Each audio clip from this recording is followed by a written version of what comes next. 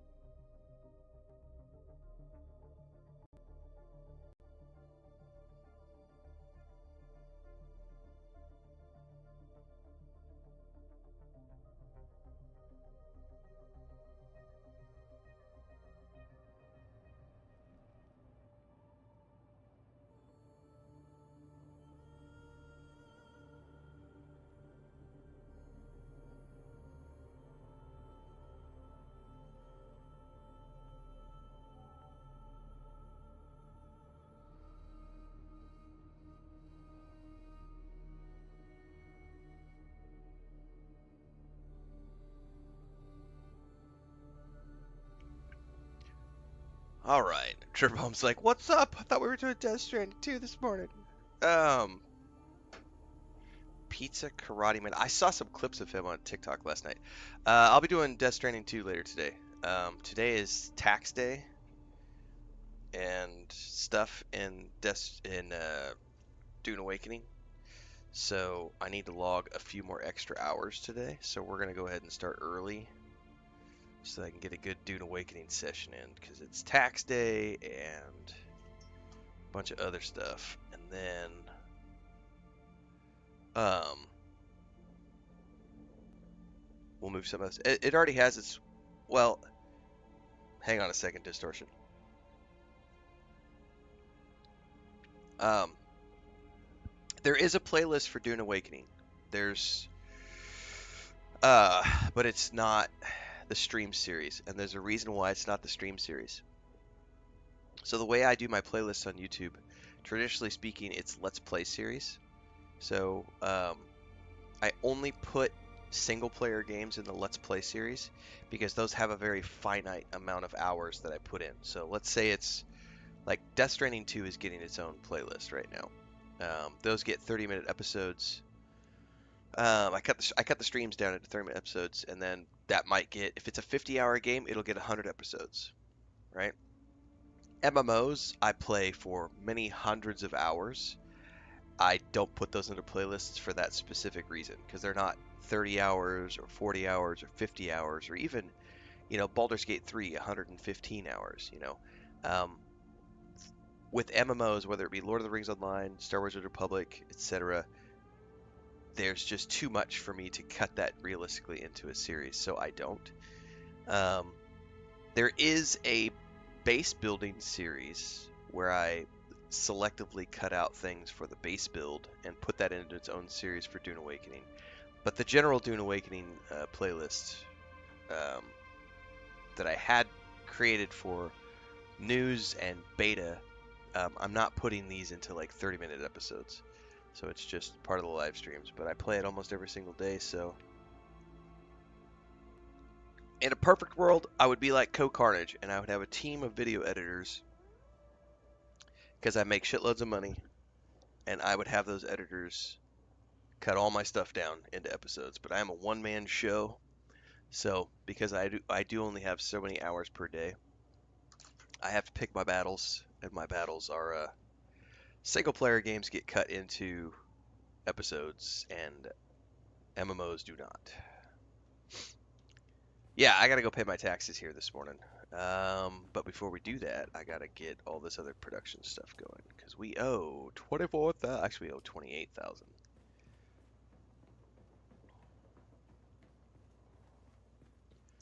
First, I need filters.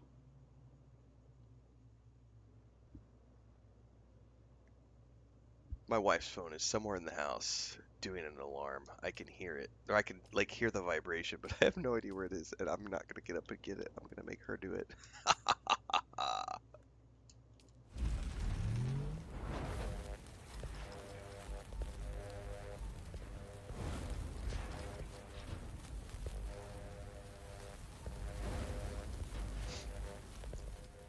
All right, that's that.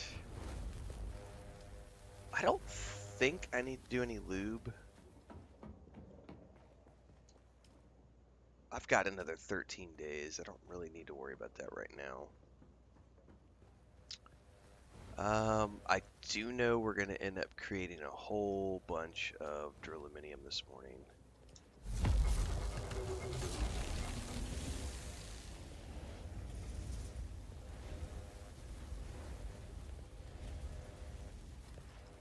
Probably could refine the spice down.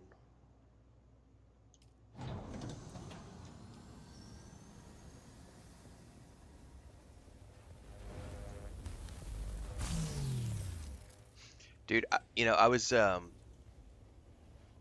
dude, or my nephew Dribrom. So, we've got a video that's doing very well over on the YouTube channel for the ranch. Matter of fact, I'm gonna, just because I want to brag about my nephew a little bit, I'm gonna go pull this up right now because I think it's worth bragging. He's 11 years old, and I gave him some pointers on how to run the GoPro.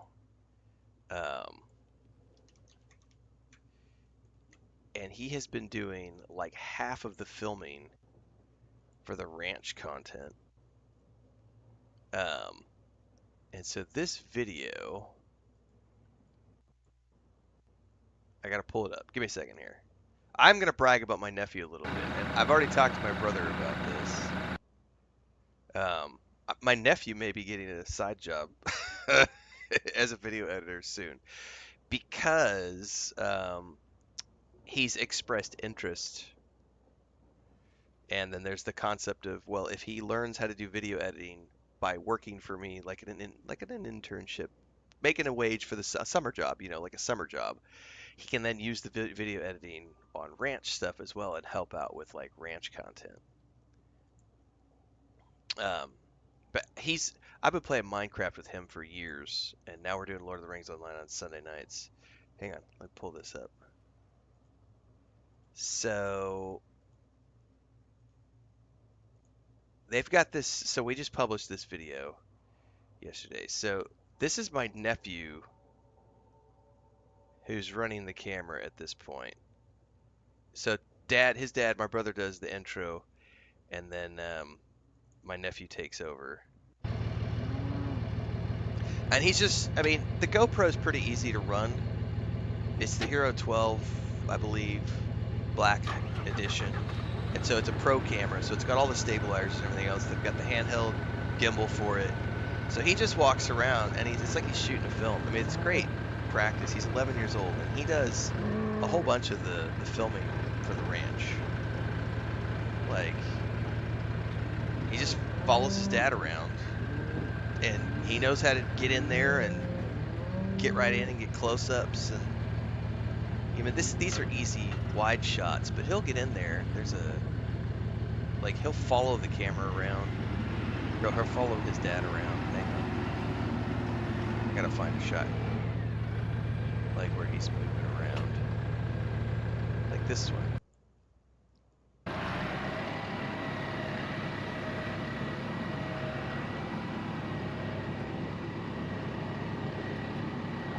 It's not perfect, but I mean, he's learning as an 11-year-old kid. We're gonna change some of these blades. Some of them, You we're know, just gonna flip over. he gets right up in Those there, outside ones, shows what his dad's doing. for some reason, so put new ones on them. These ones were pretty shot on both I'm sides. hands-free, I don't have man. a grinder with me. I just do some video editing. At the end of the day, they're a few bucks, so. But I will say that, you know, whether it's my niece or my nephew, somebody might be doing some video editing at some point in the near future. um, but yeah, I think that when they express interest, you know, there are skills that can be, you know, handed down to the next generation. The one thing I'm very proud of my brother for is he's not forcing his kids to do things they don't want to do. Because I know with my parents, that was the big, you know, we have different generations of parents. My parents were very much, you're going to do what I want you to do no matter what. And so I grew up hating ranch stuff and that stuff because my dad made me do it. And my brother with his kids, it's like, well, do you want to do it? And I was showing this off yesterday. Like my niece, she's a bull rider in the rodeo. Now, my nephew is more into video games than he is the ranch stuff, but he does like the camera, and he likes to do some of the rodeo stuff. But his little sister, like my niece, is like huge into the rodeo. Like, um, anyway, getting sidetracked. My nephew doing video work for my brother's ranch.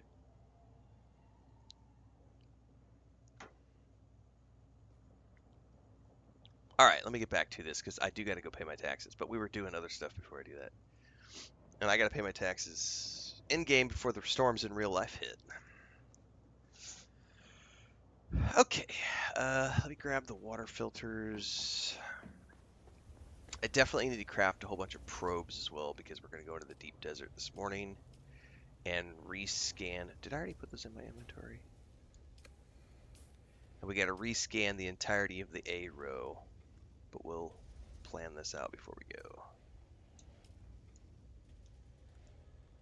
Chris and I watched The Postman last night, so I'll do a review of that on the channel here. Because I think that's come up a few times when we were talking about this game. And, oh, that's the wrong thing. Do not repair shit that I don't want to repair. Damn it.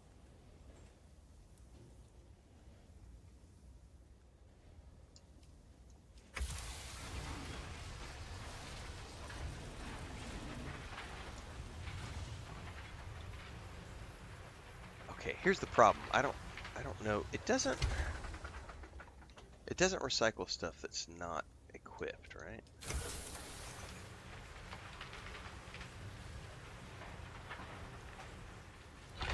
Make sure I don't accidentally recycle some of my own gear.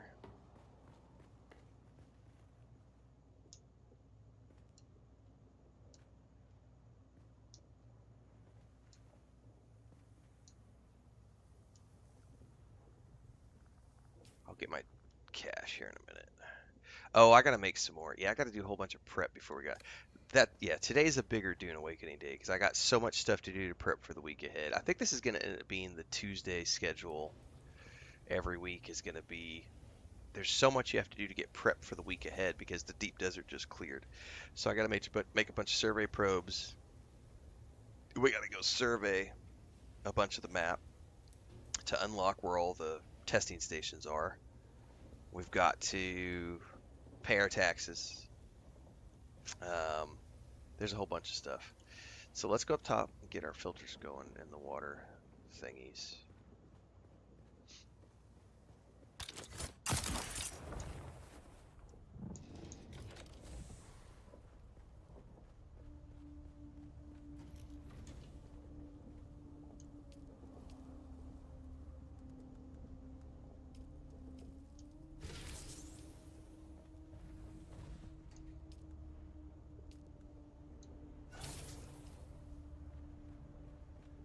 Do, do, do, do, do, do.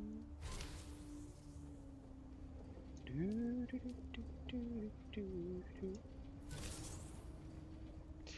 They are going to be doing that in the future, Distortion. It's on the list. If you didn't get a chance to watch the AMA from a couple weeks back, it got mentioned a whole bunch of times, and they have answered that that is coming sometime this summer, um, along with things like an auto run and other stuff. But they're gonna not only chests, they're gonna allow us to name our buggies.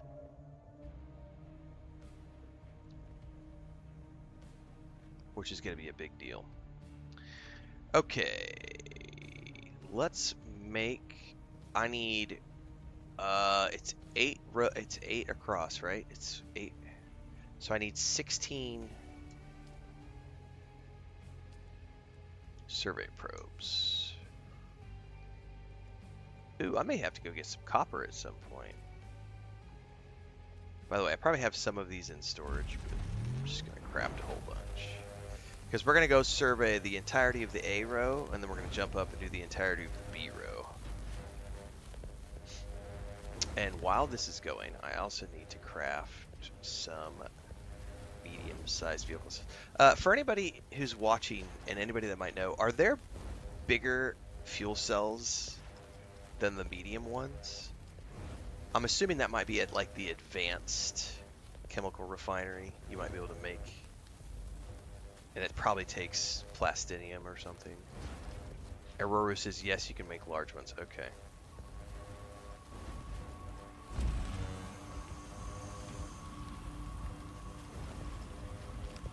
Okay, so I was not wrong. Barry Browning says, yes, but you need the bigger refinery. Okay.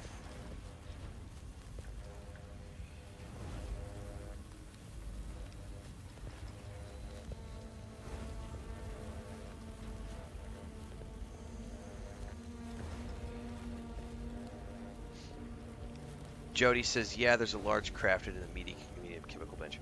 I probably need to look to see, can I even make that yet, or is that going to be tier 6? I haven't even looked, to be honest with you. It may be time, if I can upgrade with duraluminum, it might be time to upgrade.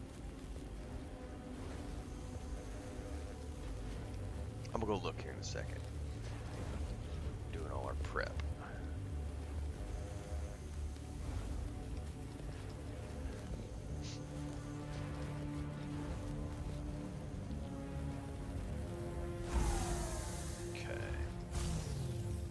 Sheer, let's grab these. Hang on.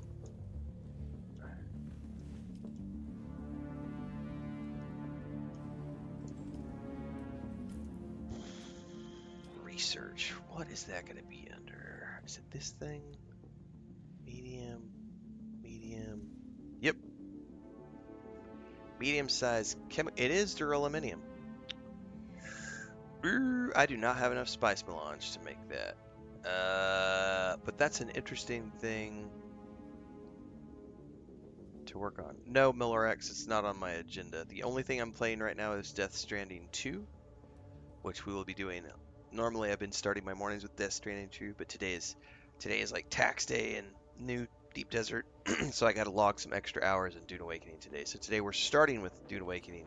Later today, I will play Death Stranding 2, but I'm only playing Death Stranding 2 right now. I don't have time to do other games. And then after I finish Death Stranding 2, we're probably going to move straight to Destiny 2. If there is a gap, there's probably going to be a gap in between the end of Death Stranding 2 and July 15th, which is when Destiny 2 relaunches. And I'm going to sneak some Rogue Trader in there. I've got a copy of the Voidfarer edition from Owlcat on the Xbox, and there's actually Twitch drops going on for Rogue Trader right now, so we'll see how today goes. I should probably try to sneak in a couple hours of a Rogue Trader playthrough every day now that we're in July, because Twitch drops are going on for that game right now. But I still have Death Stranding 2, so it's like I got too many things to do. Yeah, I don't have time for the other game, which I think is like the Metal Gear Solid relaunch or something. Or you may be speaking on something. You said Koshima, not Kojima. Haha.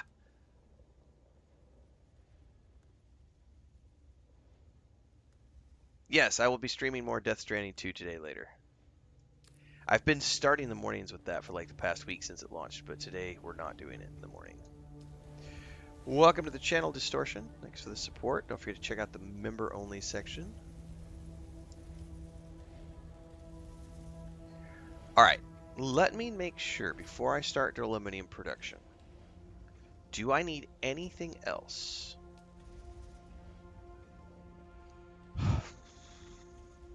I need my survey probe thingy. I gotta make sure I don't need to craft anything else before we go.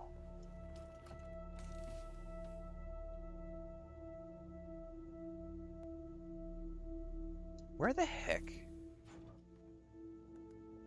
is my actual probe device?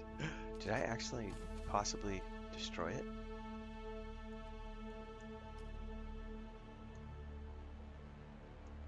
There's a chance I could have. Or I stuck it in a chest that I don't remember. Oh, no, I know where it is. I know exactly where it is. It is up top in the storage of the Assault Thopter.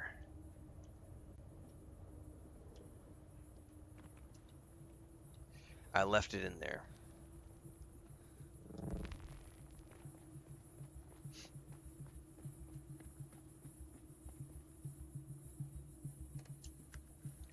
There it is.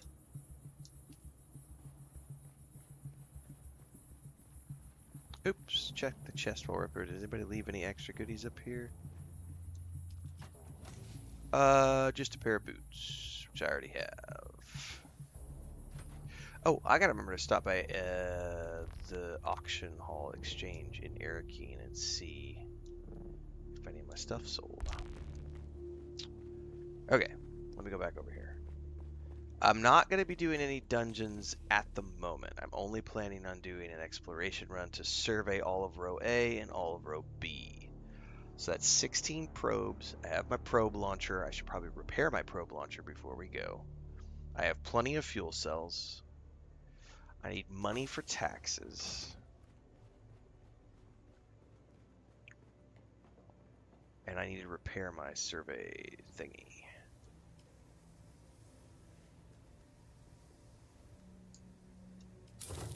Let's repair everything. I cannot repair those because I don't have duraluminum. Is it 9 AFK Mar? I thought it was 8. It's 9 and 9 or 8 and 8? I thought it was 8.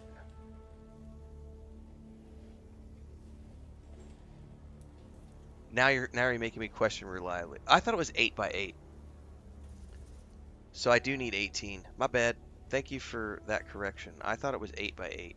It's 9 by 9. You're not wrong. Thank you guys.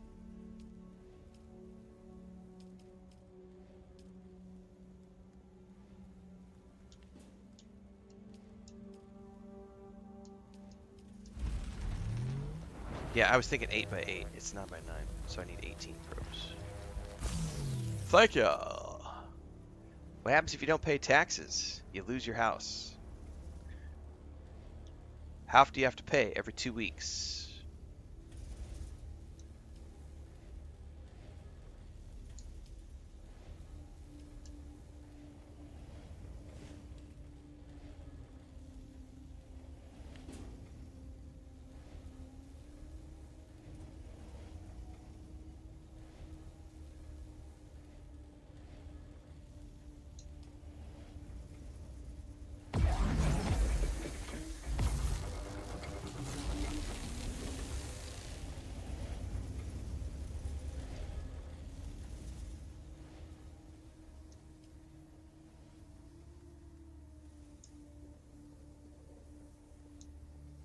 Oh, I can't repair the Paranoid Holtzman shield. That's interesting. Nope, you can't even escape taxes in a video game.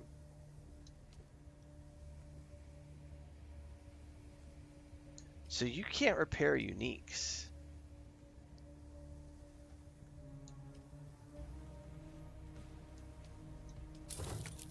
Okay. Interesting.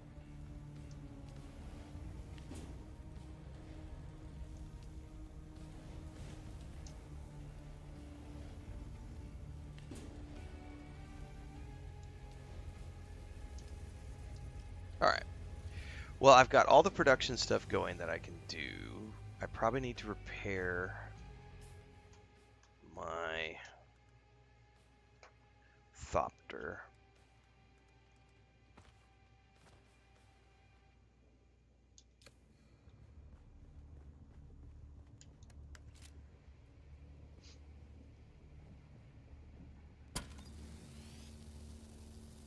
That's exactly why they do it, Distortion. It's about keeping the servers clean.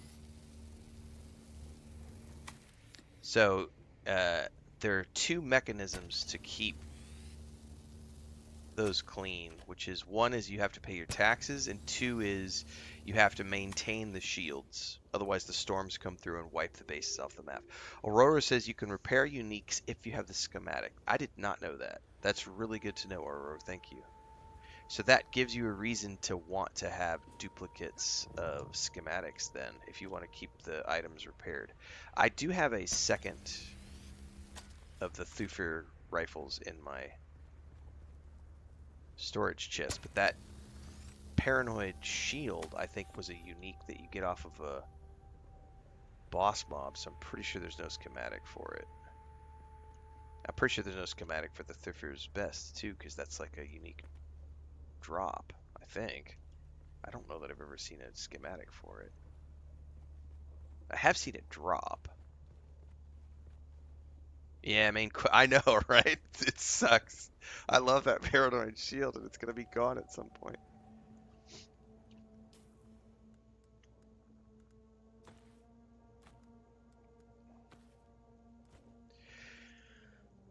Okay.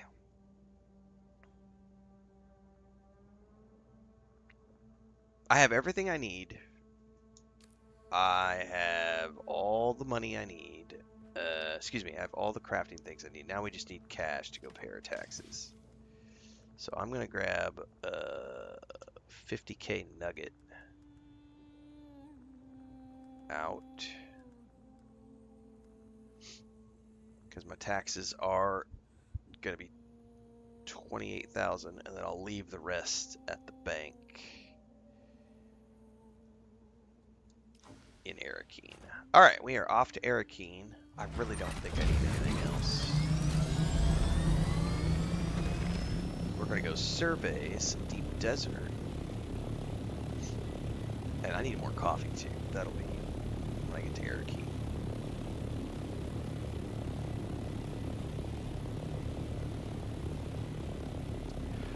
On your first base, you don't owe taxes, Distortion. So your very first base is known as just a sub-fief. That one is free. Don't owe any taxes on it. The next base you build, which the game will lead you to through the journey system, when you get to the advanced sub-fief, it's 4,000 coin per advanced sub-fief and or per land claim, which sounds a little confusing, but the way it works is you can have lots of the free bases, but you can only have 3 advanced sub-fiefs. Once you get an advanced sub-fief, you can also buy up to 5 additional land claims, which allow you to claim adjacent land. So you can own 6 squares of land, and it's 4,000 per land. So it's 4,000 for the advanced sub-fief, and then 4,000 for each additional land that you claim, up to a total of 6 in any given advanced sub-fief. So you could own 3 sub-fiefs with 6 land claims on each one, and you would owe 24,000 on each one of those every 2 weeks. Right? Somebody check my math. I suck at math. Pale Spider says it doesn't take long. They did an awesome job of walking through. Yes, they did a really good job. There are a couple of areas where the journey system doesn't quite explain things, but for the most part, they've done a pretty good job walking people through.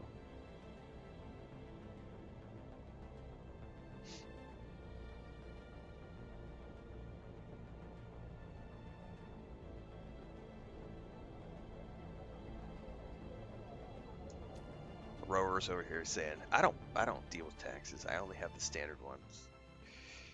I'm a tax evader. Aurora's over here. I'm doing the Jimmy Carr method.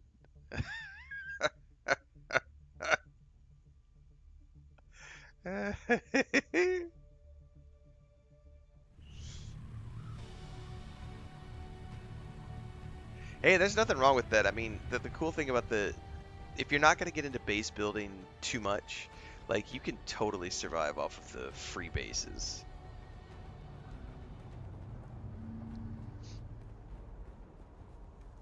What's up, Transcend?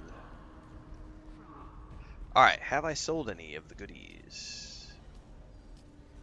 I did, in fact, sell a few things. Oh shit, I sold those hummingbird wing modules and the filter extractor. I'm rich, bitch! Sweet. Alright, I made a little bit of money on the broker. I made 50 grand. I made like 60-some thousand Solari. Alright, very quickly. Let's go see if they've got the other pieces to my still suit for sale before I go pay my taxes. Because I will happily spend money if they do. Ah! 50 grand? No, sorry. And still no mask. I am not spending 50,000 on a still suit. Sorry, I will go earn it myself. Now, if it was 15 or 25 maybe even, I would consider doing that. But I am not spending 50 grand.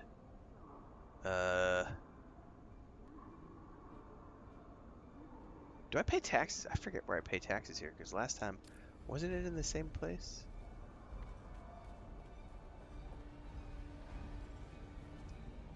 I paid taxes in Harco last time. Would you like to deposit or withdraw? No, I don't pay Solaris? taxes here. It's the Lion's Head thing. I gotta go find that. Where was that at? Over there.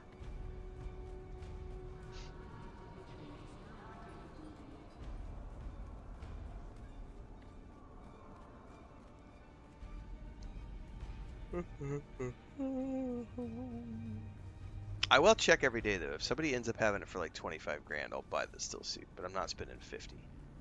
That's ridiculous talk. You again? What now?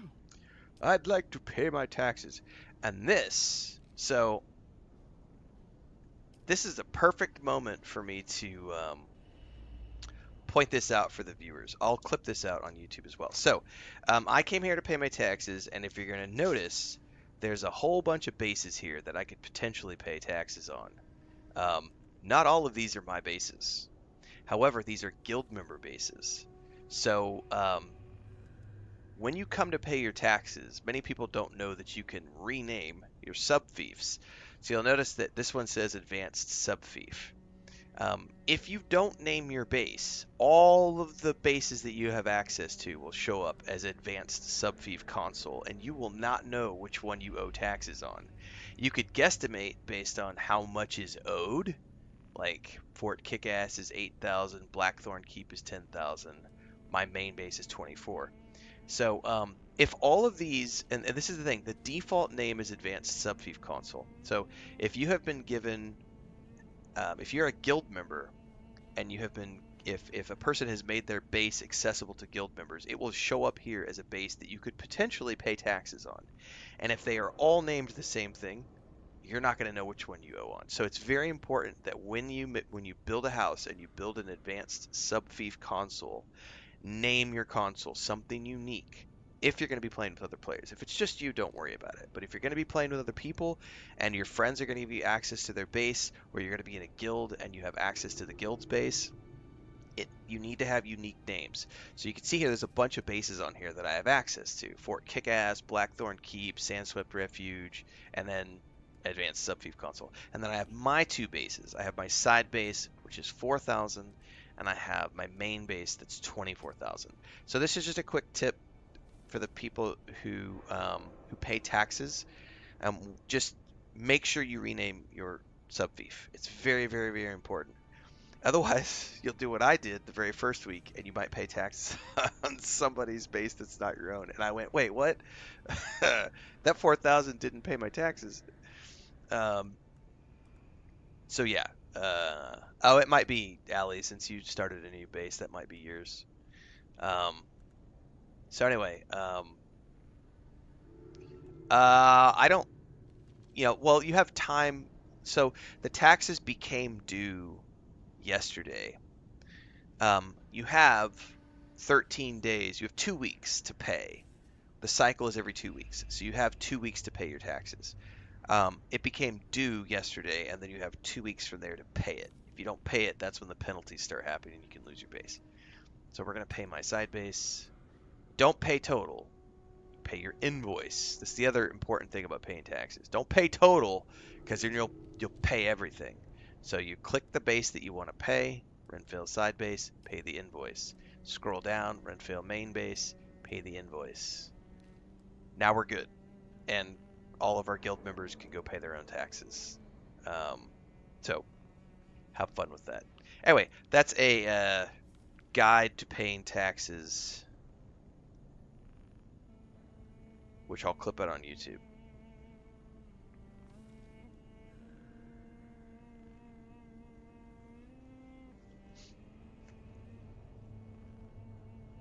And I need more coffee. Where the hell did I put my controller? There we are. Okay. Artemis says, I hear people talking about moving bases. Do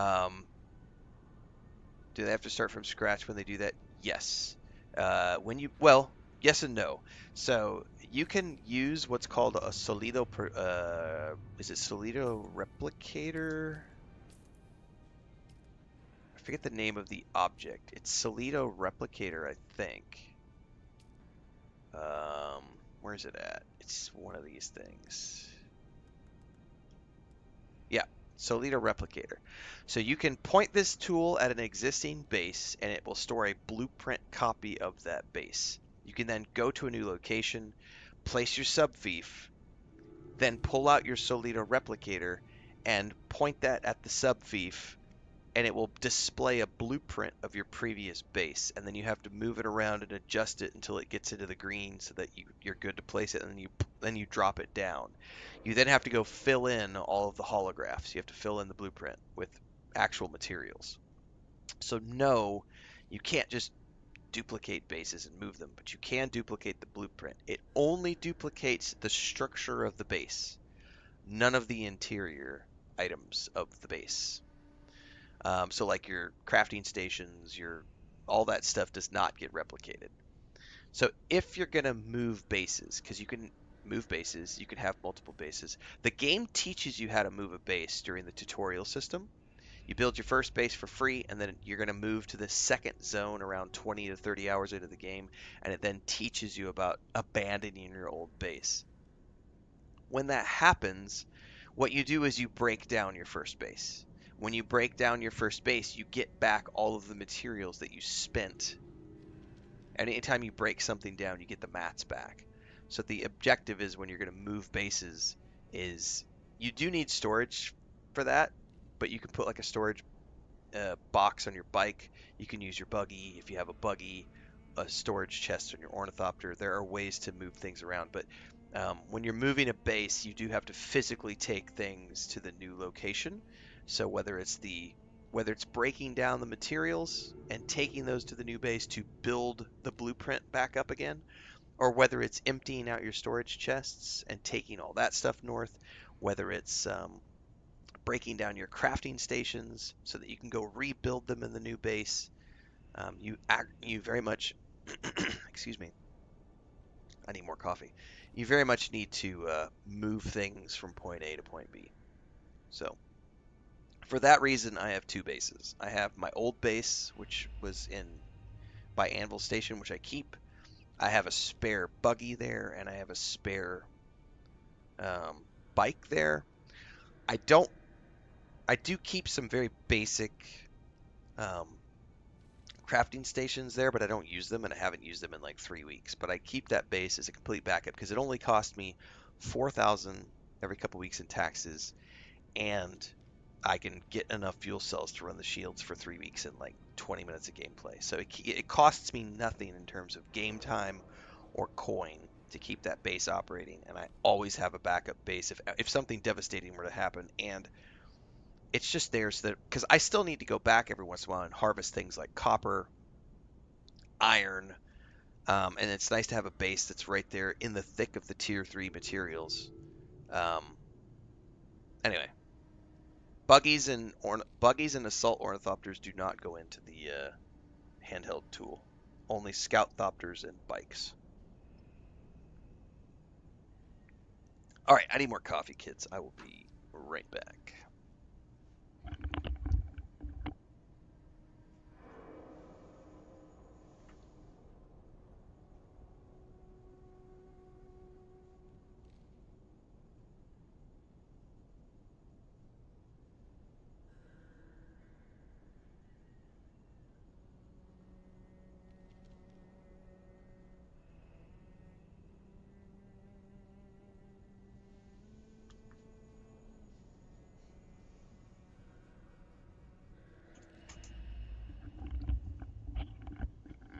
Ravesar said, mapping DD now is solo. It takes time. Yeah, that's what I'm about to go do. I'm expecting it to take probably an hour and a half.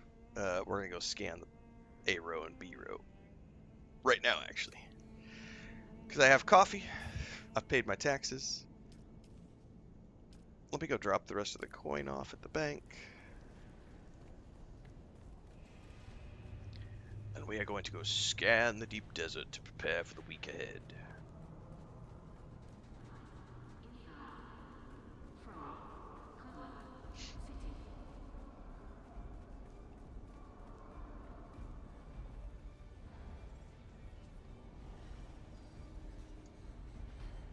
Welcome.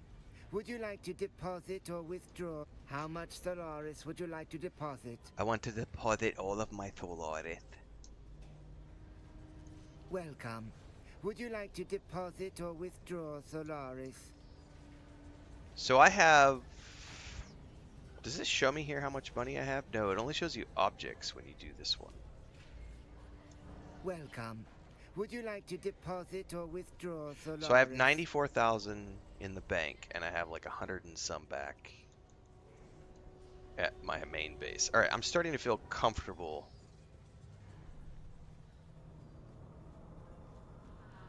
With the amount of coin. Oh, I'm totally going to make fun of his accent. I'm totally going to make fun of everybody's accent in this game. I used to have some coworkers who made fun of me all the time because I pronounce things differently than they were both from California, and I'm from Missouri, and I don't have a thick accent, but I do say certain words differently. So like the way I say milk made them laugh. So they would, every time I would say milk, they would just uncontrollably lose it and make fun of me. I worked with them for like 3 years, and they always made fun of the way I said milk and wolf. Like wolves, but like a wolf.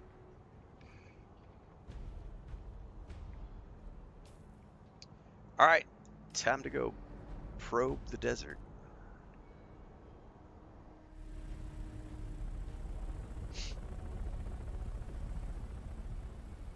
It's okay to make fun of people as long as you're not actually doing it with malicious intent. That's the difference.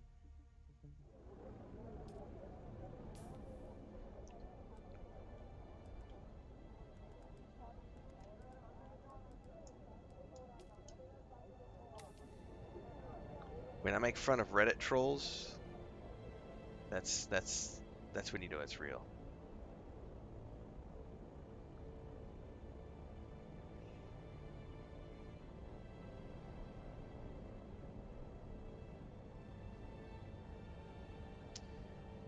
That's something I hadn't considered, is that they did say in a lot of the Dune promotional material that selling sync charts in the open market was something they envisioned for players, but I don't know that anyone's actually doing that, because you can just take a screenshot and put it up on Discord, you know, like for your guildmates or your friends.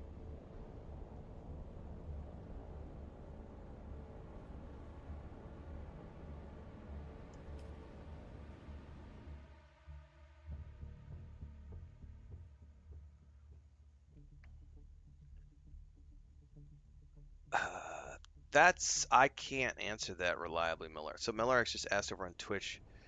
There are several different. Let me get up to somewhere not on the sand here real quick, and I can properly address that.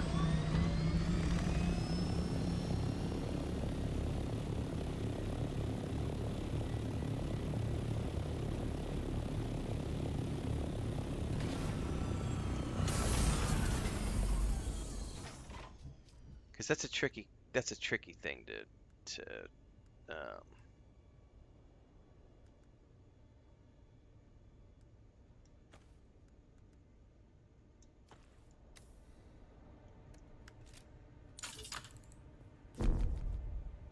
I gotta get quite a bit higher. Yeah, here in Mexico, where the homestead is, like, there's so many regional dialects distortion, for sure.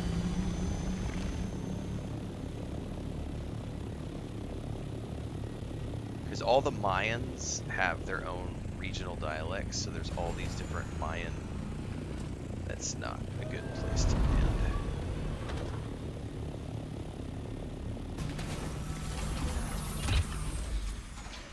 Alright, Miller says, I know there's several differences between regions, but a streamer who consistently puts 300 to 400 viewers on Twitch can earn what? A few $1,000s per month. You'll earn a few $1,000s per month if you have 300 to 400 viewers on Twitch.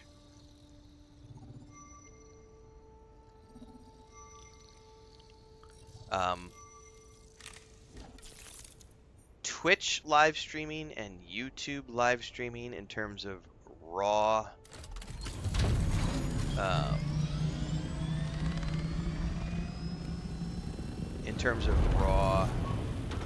advertising revenue, the pay depends. It's similar, but the pay also depends on a variety of factors, because here's the thing. On both YouTube and Twitch, you can set the frequency of ads. So you can specifically set how many ads run per hour on Twitch. You can't do that on YouTube. On YouTube, there's like a low, medium, and high setting, and it automatically does ads based on that setting. Whereas on Twitch, you can manually adjust. I want to run 25 minutes of ads every 60 minutes. There's a lot of, you could fine tune that. So how much money you make from advertising on Twitch or YouTube depends on how many ads you're running. But then there's also revenue tied to subscriptions and memberships, and that's different than ad revenue. So to put this into perspective, I'm not going to share the numbers here because that's for my, if you're a YouTube channel member, I'm about to do my June analytics report, which will have an income report attached to it. So nudge, nudge, wink, wink. If you're a channel member on YouTube, this will be up there here in a few days, because I got to wait 48 hours for them to give me a final number for the month of June on YouTube. But during the month of June, matter of fact, I still think I have here, let me pull this up. So this right here, I'm pretty sure I have this. That campaign that Dune Awakening was running, which is still going on until July 8th, but I think most people have claimed that. So that was a support a creator campaign. So for every 2 subs, you earned that cosmetic outfit, right?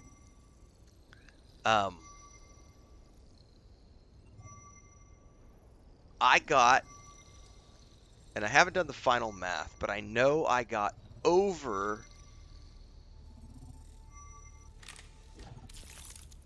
350 subs in the month of June just from that campaign. And I am a very small streamer who has, I think my biggest stream on Twitch was like 60 or 70 people. Most days I'm streaming on Twitch, I'm getting 30 to 40 with this game. I'm getting 30 to 40 with this game most days. And then like Saturdays and Sundays, I'll get 50 to 60. Other games that I play, I get 15 to 30. It just depends on what I'm not very big on Twitch. I'm a small Twitch streamer. I've been doing YouTube much longer. I started Twitch more than a year and a half ago now, because we were able to multi-stream. So now that we can multi-stream, I do both. Anyway, things like this factor in heavily to someone's success on Twitch, because that allows you to earn way more money than the normal ad revenue. So 350 subs, I'll let you do the math on that. I had a very good month on Twitch this month.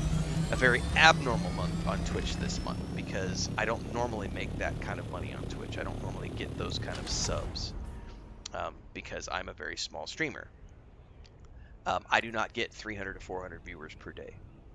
I get, like I said, it just depends on the game I'm playing. I'm not even a partner yet on Twitch. I'm still an affiliate.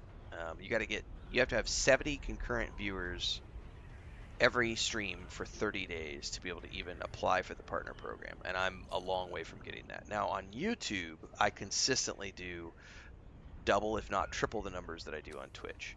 I make significantly more money on YouTube than I make on Twitch, but that's simply because of the audience size, and I have 53,000 followers on YouTube versus 3,000 followers on Twitch. And I've been doing YouTube for like 5 years.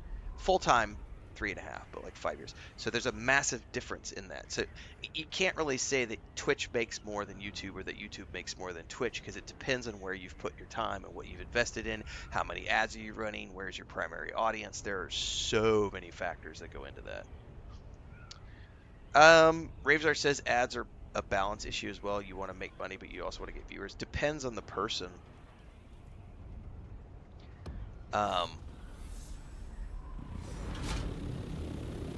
My personal view on the matter is that so let me read what Miller says, because this will tie into my answer. Miller says, I was asking for a Brazilian YouTuber.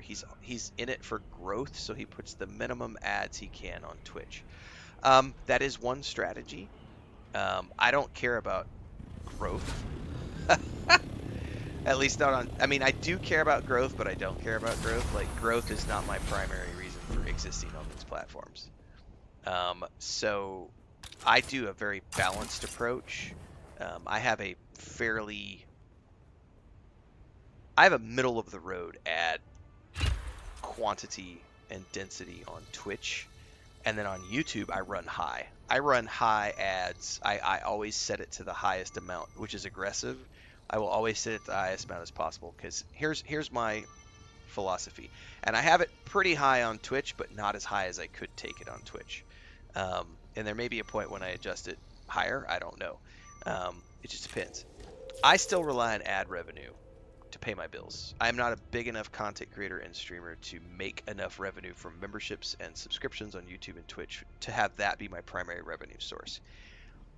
If I was making enough money from subscriptions and memberships, I would be happy to lower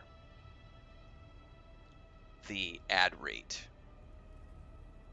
But that hasn't happened yet. So my take on it is, people who watch for free, the price of admission is you get to watch some ads. And if you don't watch ads, if you don't want the ads, you can support me with a subscription. And like, YouTube users can go YouTube Premium. I think Twitch has something called Twitch Turbo or something like that, which allows you to remove all ads on Twitch across all accounts. There are ways to remove ads, but for the people who are super cheap or they can't afford it, there's two different categories there. There's some people who legitimately can't afford and just want to watch every day and be a part of the community even though they can't afford to contribute. That's fine. Just being here as a viewer is great. But then there are the people who will legitimately sit there and chat and bitch every time an ad comes up. And every time I see someone bitch about an ad, I'm always just like, I chuckle inside, and I will occasionally comment on that, because I think it's ridiculous for you to sit there and watch something that I'm doing where you don't have to pay any money and you're getting it for free, and then you bitch about an ad showing up. Like, shut up.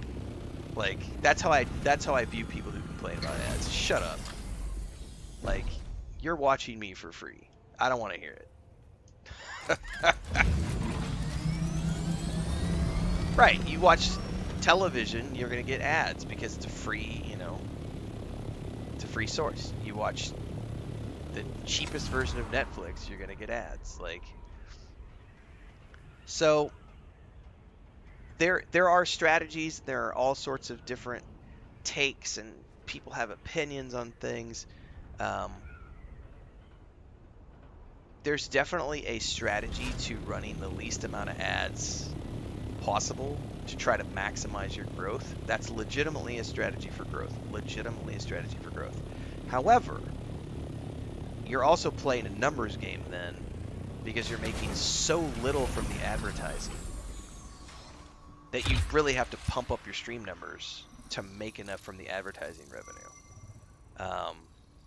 And so then it's like, well, then there's the added headache of having to moderate all those people, and are the numbers worth it? Wouldn't it be better to make more money from fewer audience members and have a better community that's more tighter knit? Like, there's all sorts of considerations that go into that. Oh, I fucking forgot you can cancel the survey.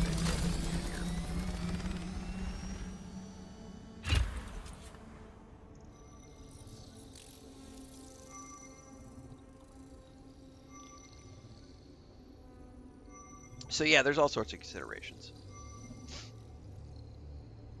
What's going to be very interesting for me, and this will be part of the analytics reports that I run later this summer, is how many of the 350 people that were gifted subs stick around on Twitch beyond June and actually decide that they want to continue watching Renfail as a streamer and content creator on Twitch and show up for the other games I play beyond Dune Link. It's usually the percentage of people who retain a membership after they've been gifted it. It's like, it's in the single percentiles. It's usually a very tiny percent. I mean, we're talking sub 5%. Because most people who, when they're gifted something, they're like, oh, cool, I got free something for the month. And then they don't ever come back. Correct, Drip Rum, it's Gen Z. They cry about everything. Yep. Generally speaking.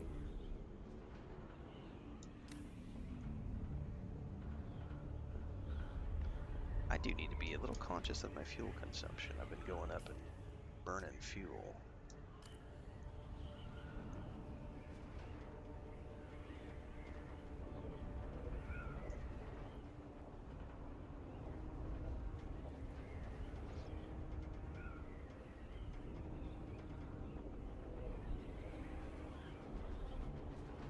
I honestly don't know where I'm at right now with Twitch. I haven't touched those settings in like 6-8 months. I want to say I'm somewhere in the 15 minutes per hour category. I think. Which I think is fair. It runs an ad like every 15 or 20 minutes. Which I think is more than fair. Like if you're watching something for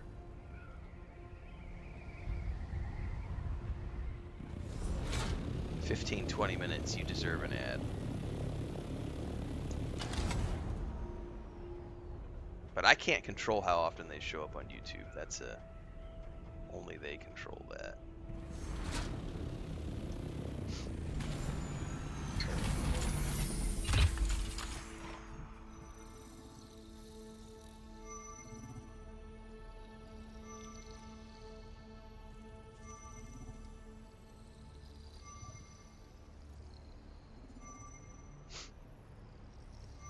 Correct. Most services, whether it be Amazon, Netflix, or whatever, if you pay the cheap version, you get ads. Or you can pay the premium version and have no ads. That's kind of standard practice these days. Pay an extra couple bucks a month.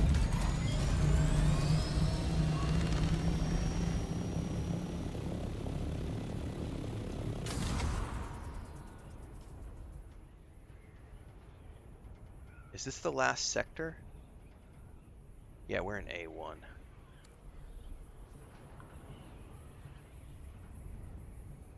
We can start scanning B.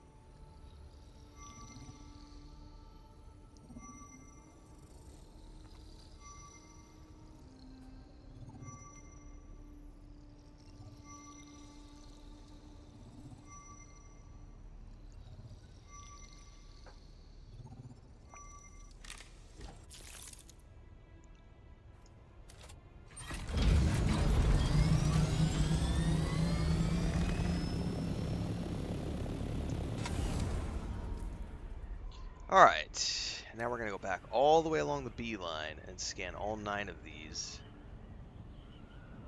And then I will come back around the bottom edge of the right.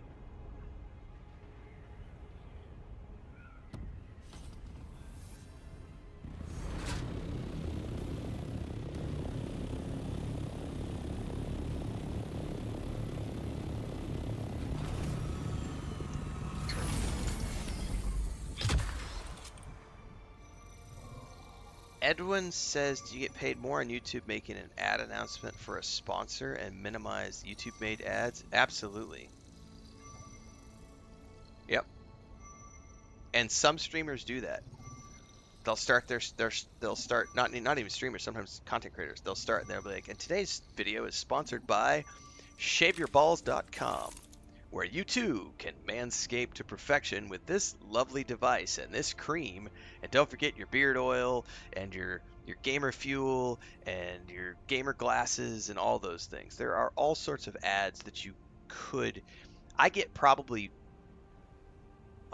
it's between 50 and 100 offers every month for those kind of things. I don't take any of them. I don't need that. I don't need that kind of money. I don't, like, to me, I would much rather just run the ads, because I don't need to be hawking other people's shit. Like, I've yet to find something that resonated with me enough that I was like, oh, that sounds cool. I might actually, it would need to be something I use and then recommend it to my audience. But I have yet to find anything that is remotely interesting to me. It's usually some mobile game or like a VPN service that's like wants me to put a 30-second ad in, and they'll pay, you know, they'll pay hundreds of dollars, sometimes thousands of dollars for a 30-second ad slot. And if you're a hungry YouTuber who's trying to make a living for yourself, you'll probably take those deals. And you'll know who the hungry YouTubers are because they have lots of those little 30-second clips at the beginning of their videos.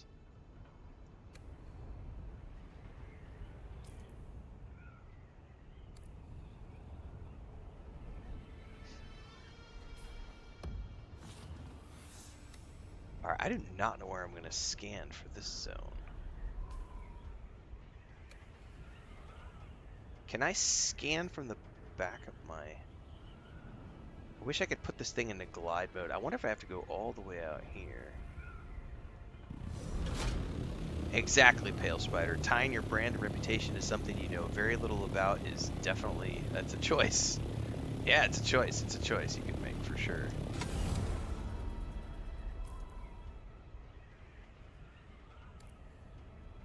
I bet I have to go to this rocky outcropping to scan this particular sector, because I sure as shit don't see any other potential areas to scan.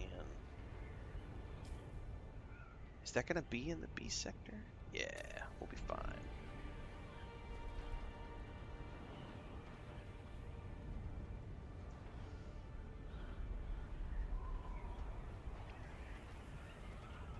Yeah, crypto services. Usually it's like mobile games and stuff like that. Ooh, this might not be in the B sector.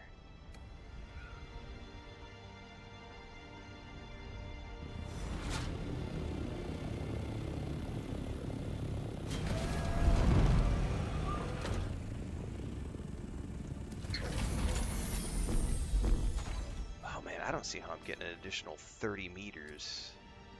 Hang on, there's a rock over there I just saw.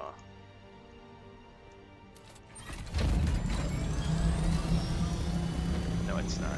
Maybe there's nothing in this sector to scan. That's why they don't give you anything.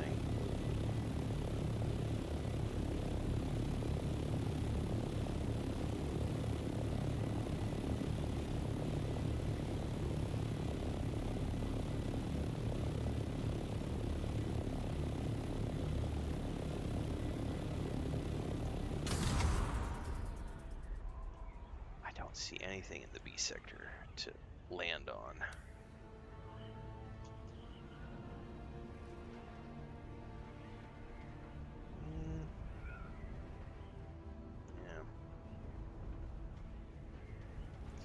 Yeah. Well, Co makes that coffee. That's different. So Co has partnerships. That's a totally different ball game than selling someone else's stuff. Like, because then you're hawking something that you have a personal stake in. So if I wanted to partner up with a company and make my own coffee, or if I wanted to partner up with a company to do beard oil or something, you know, that would be, that's different than putting a 30-second ad in for something that you don't know anything about.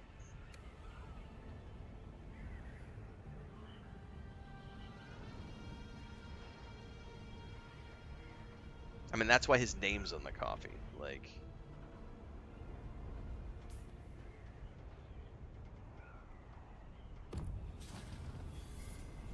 all right, we should be able to scan from this pinnacle right here.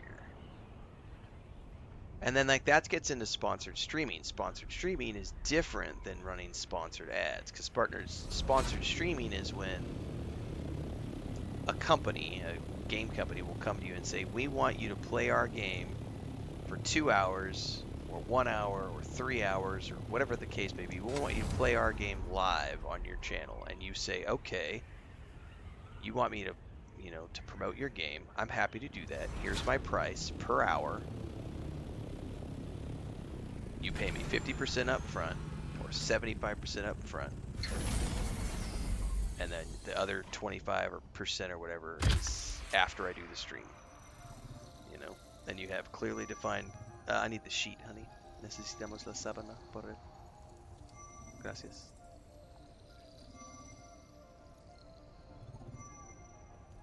Sponsored streams are not the same thing as sponsored, like, ads. Because a stream, you're going to be doing it for, you know, 2-3 hours.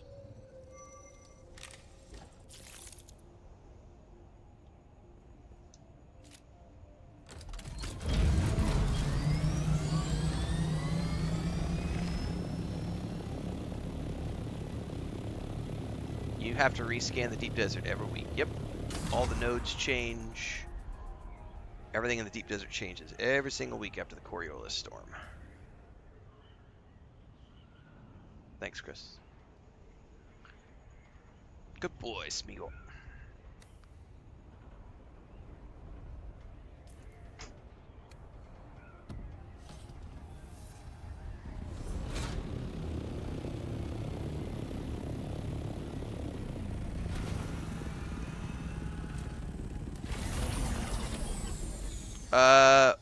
What do you mean, distortion? Do you believe Steam does that with streamers or content creators? What do you mean in terms of, do you think Steam does that?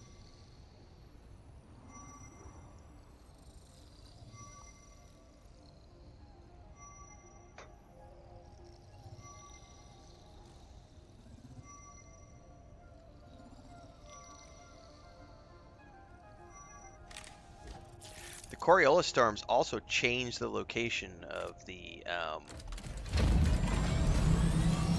nodes in the Haga Basin Pale Spider. So while it doesn't wipe the map every week in the Haga Basin like it does in the Deep Desert, it does every week. The storms change the location of the nodes.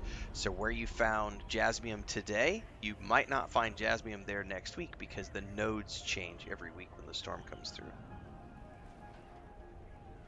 PV zone is up to the E. It's half of the E line, I think, Edwin.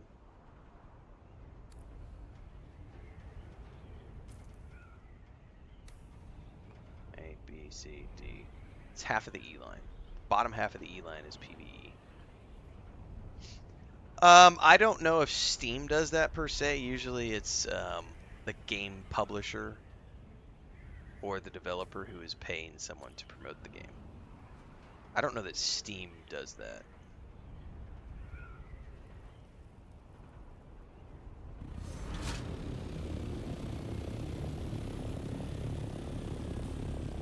Oh yeah, we're not quite on the edge.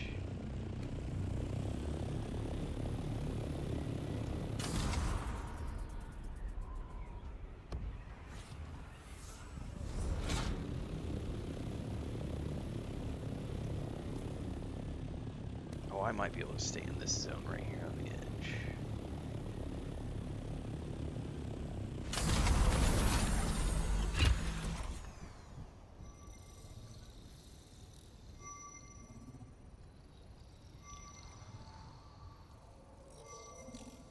I know, or I had that happen a couple weeks ago. I had like access to like 10 fuel nodes, and then the next week they were all gone. It was like, no, I have to go farther abroad to find fuel now.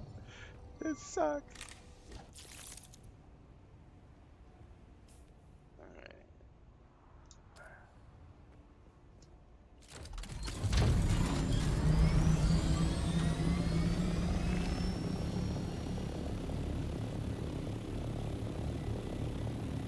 Yep, DD resets every week.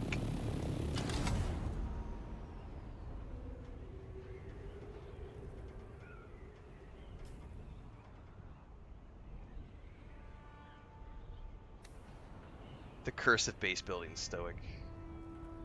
I'm happy with everything, and then you come back 4 days later and you're like, nah, I'm gonna tear down this whole wall and spend 6 hours rebuilding this section.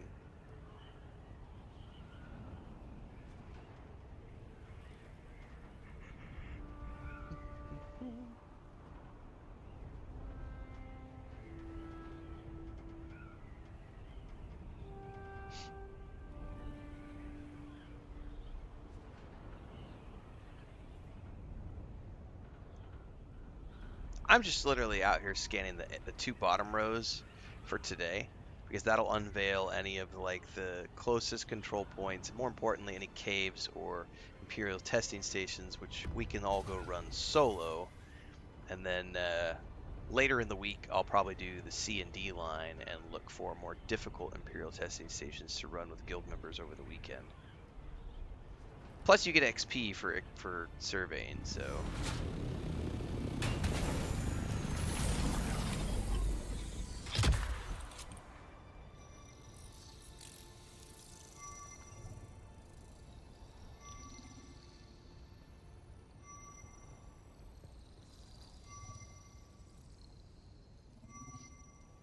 Welcome to the channel, Gustav. Thanks for the support.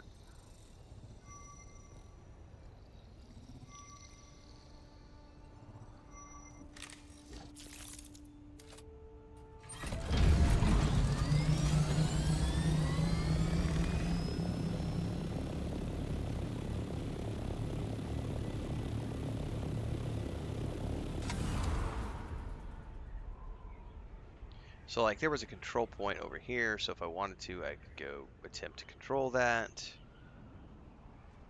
Right now we're going to go all the way over to the edge, and then we're going to come back and do the bottom row of the A, and then I'll have all of the A's and B's scanned. If I wanted to, I could then make sync chart maps of these and sell those on the open market, but honestly, I don't know if anybody's actually buying them, and it's 1,500 popped by the sync chart maps, so it's like, do I risk the 1,500? I don't think anybody's going to care about buying the A and B rows, because technically the shield wall over here is the same every single week. That never changes. It's only everything out here in the deep desert. All that is what changes every week.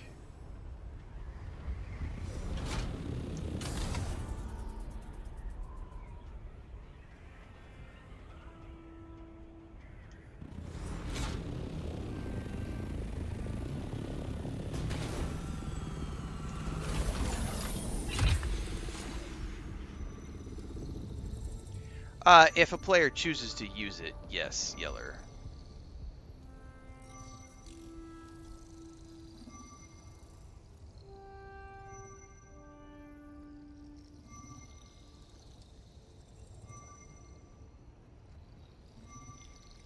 And let's face it, most players who give a shit about the deep desert are going to go out there and use the app.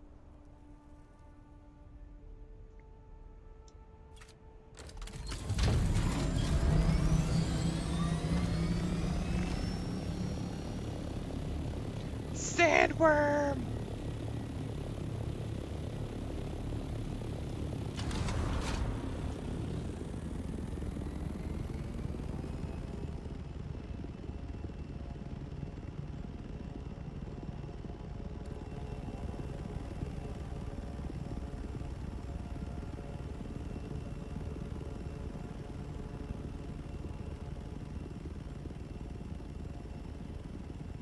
technically you can do just that, Tango. You can sell your maps of the deep desert.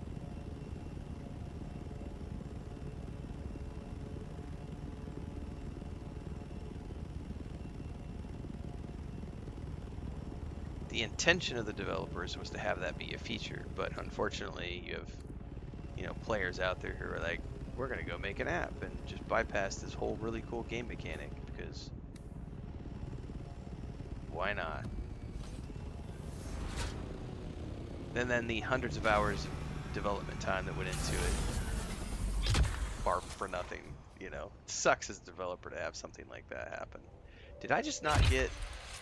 Okay, it just shot probes. Did it burn probes?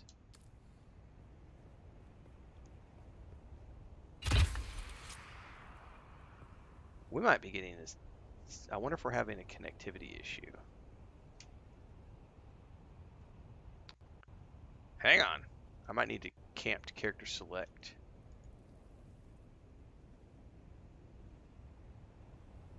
Thanks for the sub over on Twitch, Copus34. Thanks, Flaresig, for becoming a member on YouTube.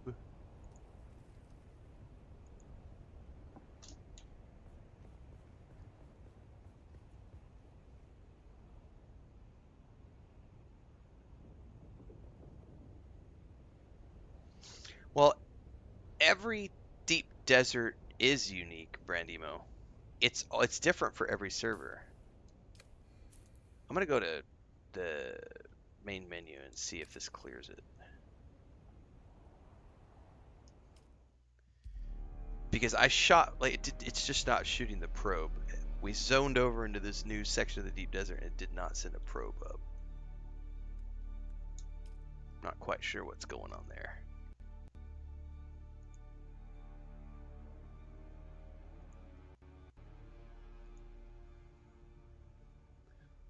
Some sort of a hiccup when we cross the zone line, I'd bet.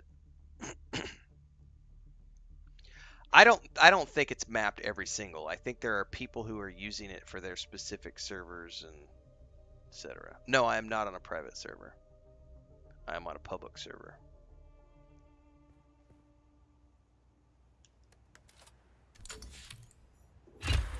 Yep, there it goes. I think it was just a bug when we crossed over the zone line. Because everybody's deep desert is different. Every server has a different deep desert. Every server has a different Landsrad decree. Every server has a different, lots of different things. Node spawns are different every server. Like I said, there are people who are using an app for their servers and stuff. Yeah, it's like a crowdsourced thing. Exactly.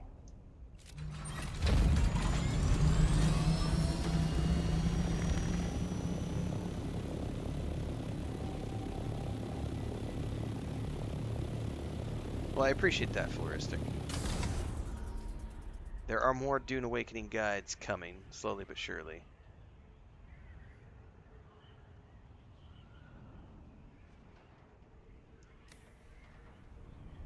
At some point, I'm going to be switching over and starting my Harkonnen alt.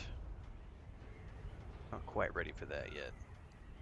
And then as I get deeper into it, I'll do Landsrad guides and everything else, but I'm not rushing, so... The guides you're going to see on the internet right now are like, best way to farm spice, fast. How to get to the deep desert, fast. How to get T6 nodes, fast.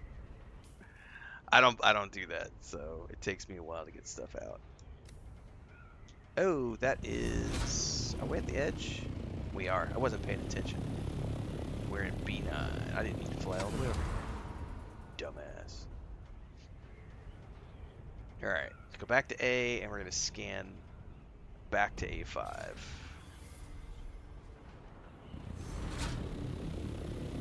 And then I'll be done with scans. And then...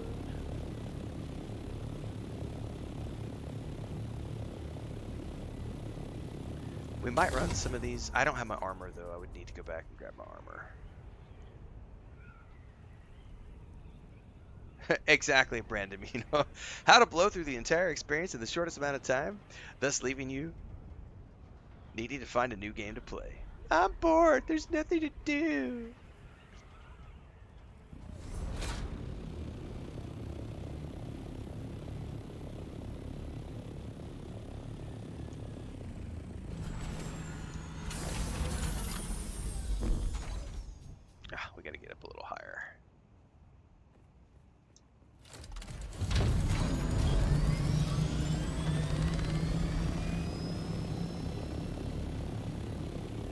I don't really want to risk a shipwreck.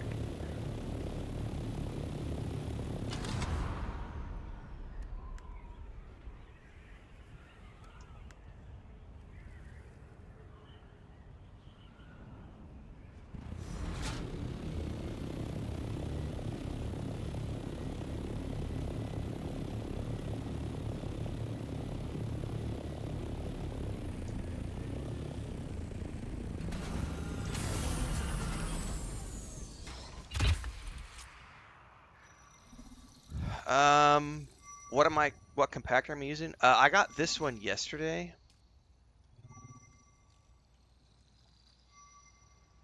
Compact Compactor Mark V. I got this one yesterday.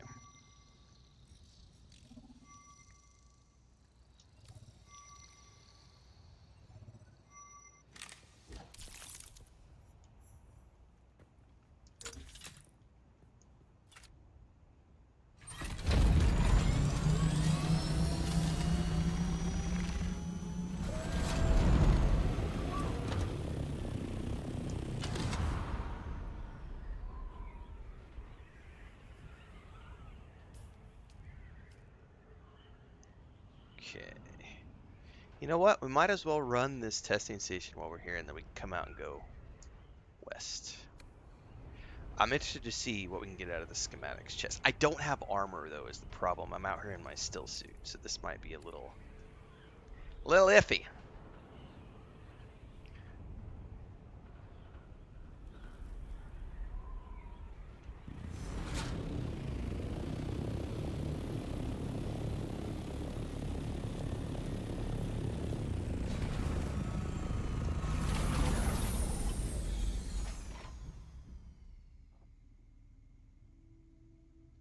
You know what? If you're gonna be stupid about this, I'm just gonna despawn you, stupid ornithopter. I've never run this one, so I do not know the layout or what we're gonna find in here, so we gotta be a little exploratory. Let me take a sip of coffee before we do this. I've not seen that before, Sausage. I did just have a slight hiccup with not being able to do a survey probe. Log out, log back in. Sometimes that fixes it. I don't know.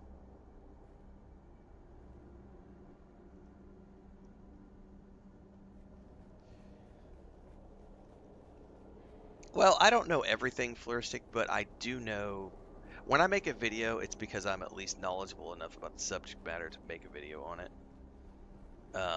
What I don't do is rush.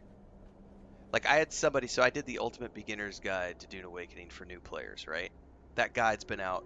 I think I did that guide on the 11th or the 12th. So it was a couple of days after the game had officially launched and like a week after early access. And I had like 3 people who were like, this guide is too late to be useful. And it's like, it's not too late to be useful.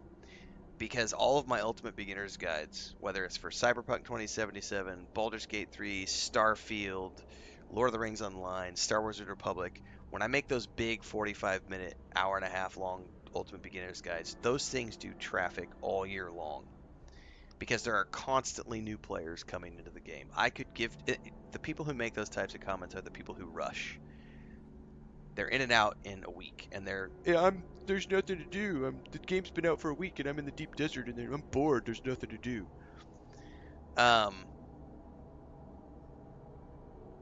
Rushing serves nothing. So when I make a guide, I make it when it's ready, and it's not always gonna be best for the people who rushed right in and played from day one. Sometimes it's gonna be for the players who are playing 6 months down the road.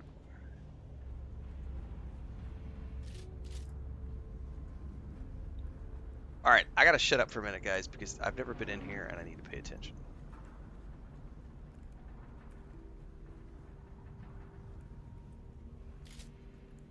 Because I don't have armor.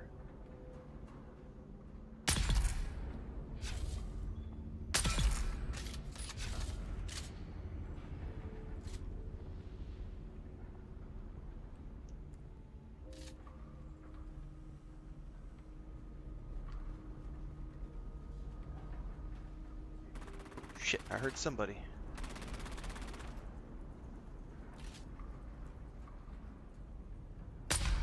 Fuck, I missed.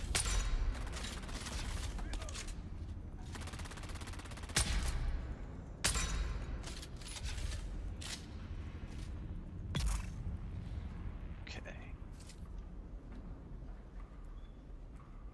So I do not have armor here, so I gotta be careful. Killed by another player, Howie? You were in the PvP area? Aurora says I'm in that same dungeon. Nice. Yeah, I've never done this one before, so...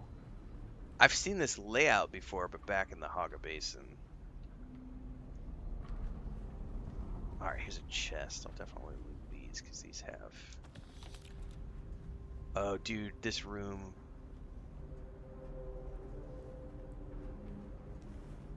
That door's gonna... Oh, yeah, I'm locked in. Alright, this is where shit's gonna get real. Oh my god, look at all those guys. This is gonna get nasty.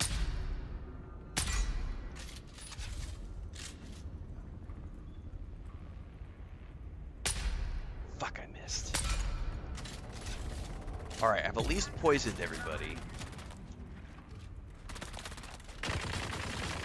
That guy is gonna come roast me.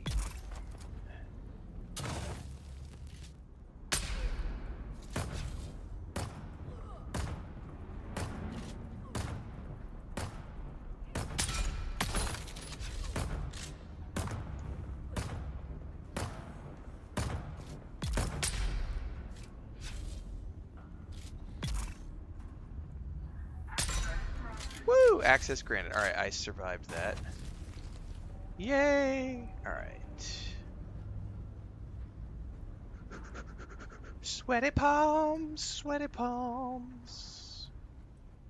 There's a door down there to the right. Chest.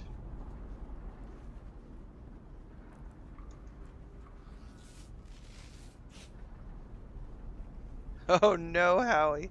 I had a full ship and was just getting ready to leave. That's the risk you run, sir. That sucks, but also that's why I'm terrified. I don't go into the PvP zone. I'm terrified because that shit'll happen. I'll wait and get the T6 nodes from PvE.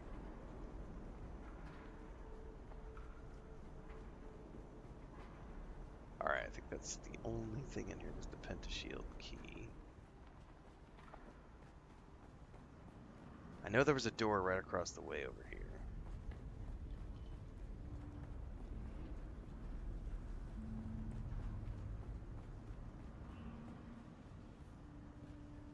Okay.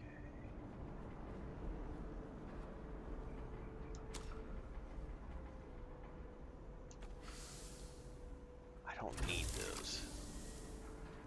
I'll end up ditching that stuff on the way out. Mostly I'm interested in where's the stinking schematic chest.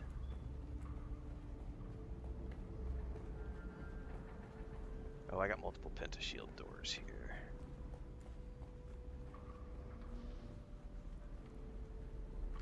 Oh, there it is. I see it.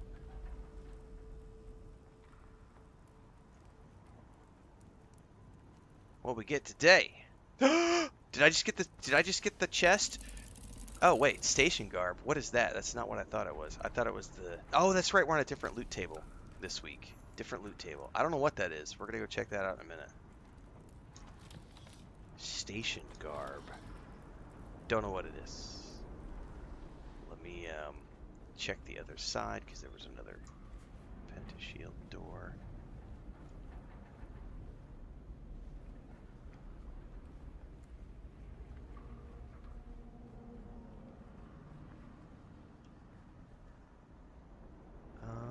I don't...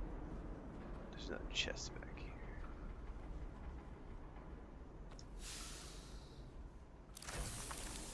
Okay. I don't need these items, so let's drop that. What is this?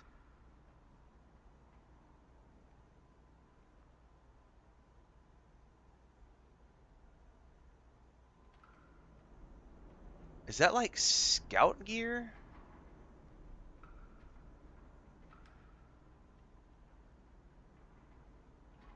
I bet that's scout gear because it's sand trout leathers. It has a cloak on it though. I wish I could preview what it looks like. I don't wear scout gear, but still, that could be groovy. All right, well, loot tables differ per server. That's a good question, Floristic. If I had to guess, I would say the answer to that would be yes, because every server has a different deep desert. Every server has a different decree. So if I had to guess, the answer would be yes, every server has a different loot table, because every week the loot tables change. So that Saturnine schematic that I was chasing is probably not going to be in these deep deserts. It's probably not going to be in these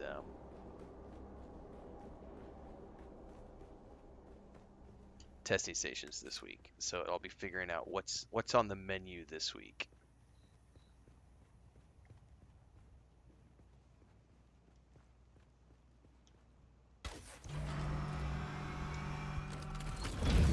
All right, next one over.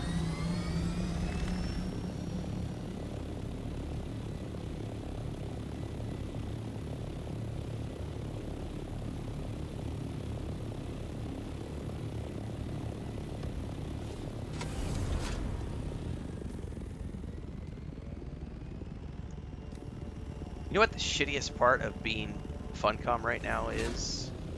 And it's why they have a dedicated customer support staff for this game, is the amount of reports that they have to go through every single day. And most of them, I would argue probably 99% of the reports, are just upset players who are accusing everyone else of being a cheater. And they have to filter through that stuff every single day.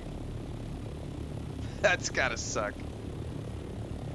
Being a customer support rep and being like, oh god, another one of these. He stole my node. He built his base on top of my node. His thopter shot my thopter. He's cheating. He's a hacker. He shot me down and he was moving faster than me.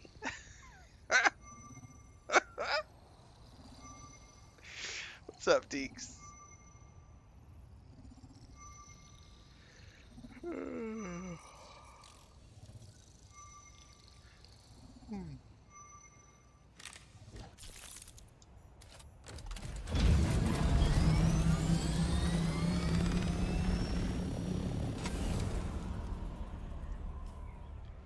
All right, there's a testing station right there. I've not run this one either. Let's go do it.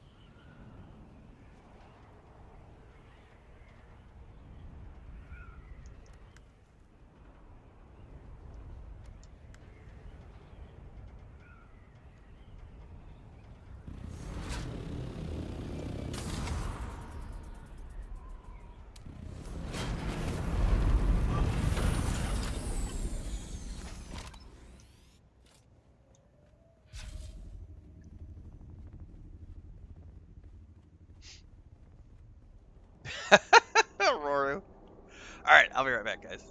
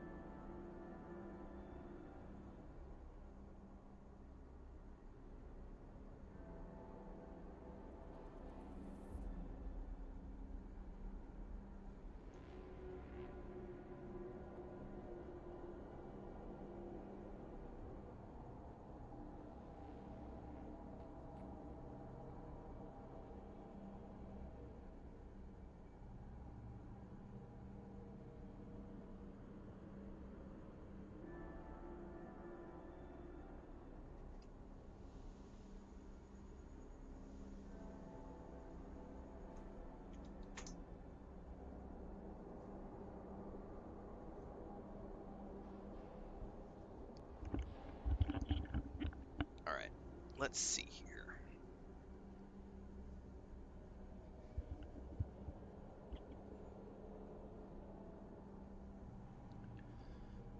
Let's go check this one out.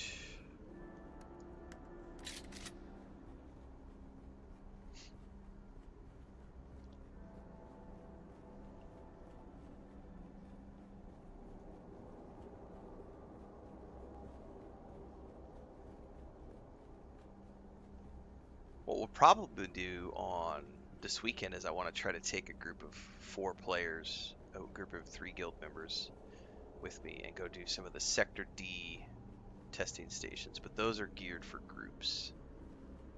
So that would be a fun thing to do this weekend. I bet we go left.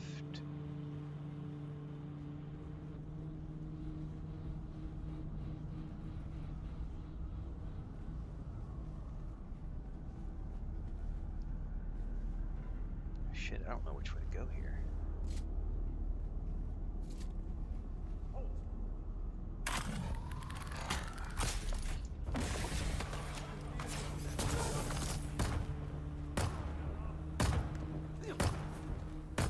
Oh shit. Hang on.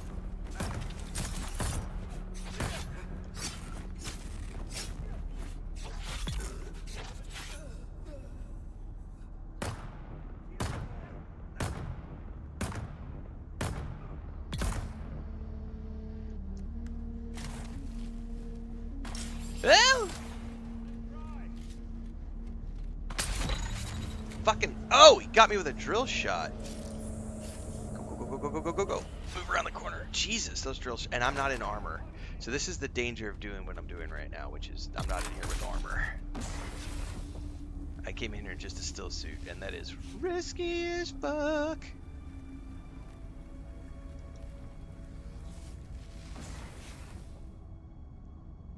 Because I have no mitigation against that kind of shit. Come back to that room in a minute.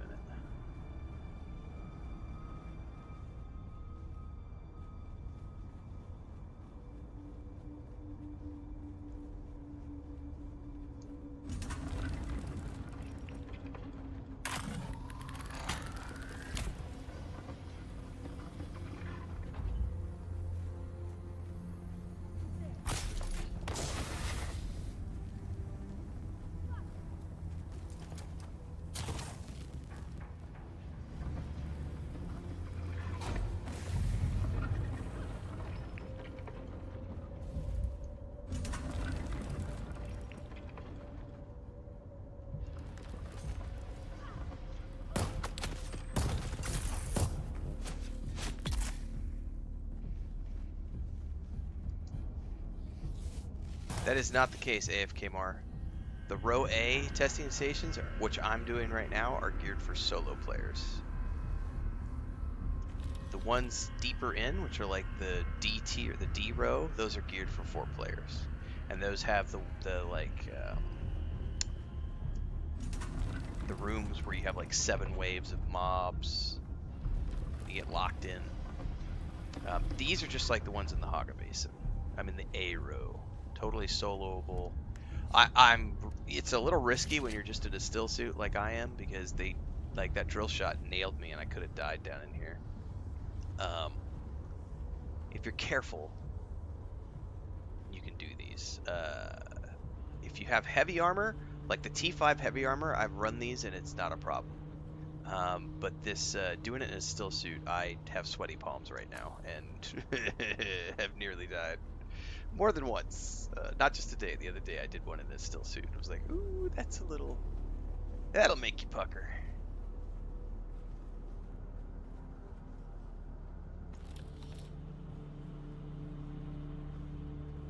Oh, shit, there's somebody right there.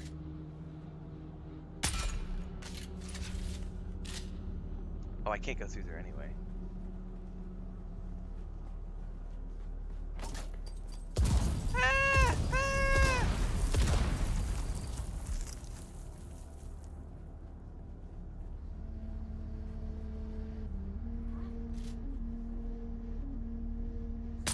Shit, I missed.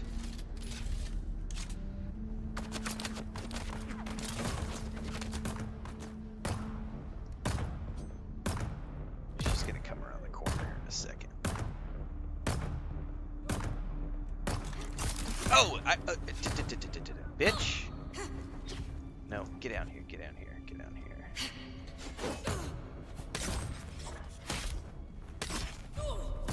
Where'd she go? Okay. Oh, she almost got me.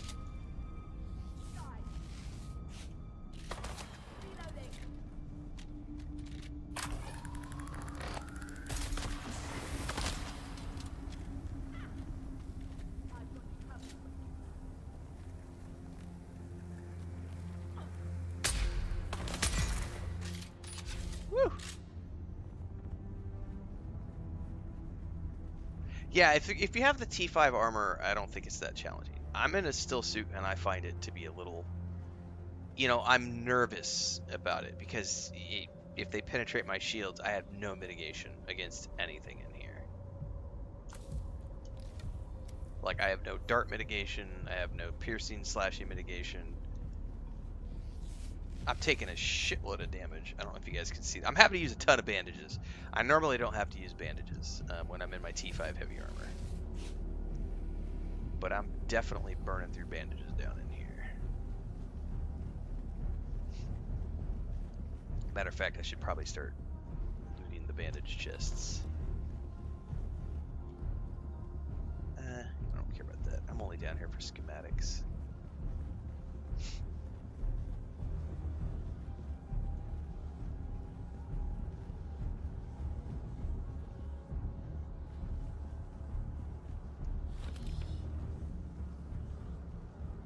Oh, we definitely go through here, which this has shielded enemies. So this is going to be this room is going to be packed with enemies, and I don't have any armor. This is going to be risky right here. I'm going to get annihilated. Oh shit, no, not the guy I wanted to see right out of the gate. Oh crap.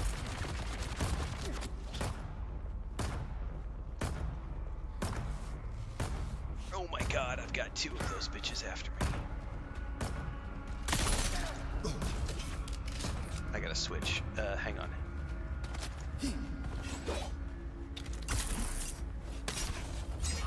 Oh, he fucking dodged. Ah! Run, run, run, run. No! We're waiting on my turret to pop. We're just gonna play ring around the rosies while I wait for my turret to repop. Alright, let me drop my turret. Alright, turret's up, turret's up, turret's up.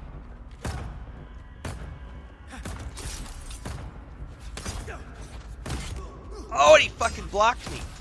Bitch. Ah! I'm gonna get drill shotted. Oh, this is not good. I'm out of stamina. Oh, fuck me, man. This is not good. Brave, brave, brave, brave Sir Robin. Alright, got some poison down. No, no, no. Piss off.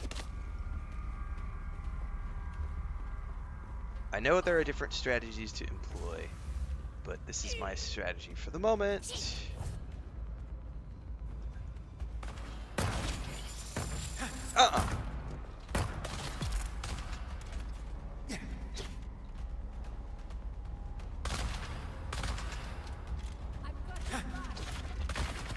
Where is my turret located? I'm not...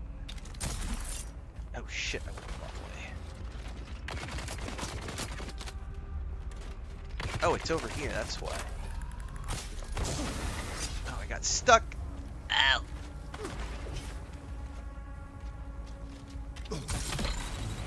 Oh, I'm fucked. I'm fucked. God damn it. That's the risky run.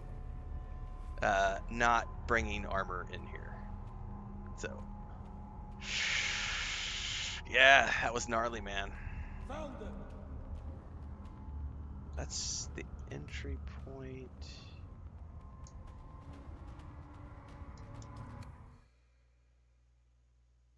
I've never. That room is gnarly. Where did it stick me? I think I can go straight down here.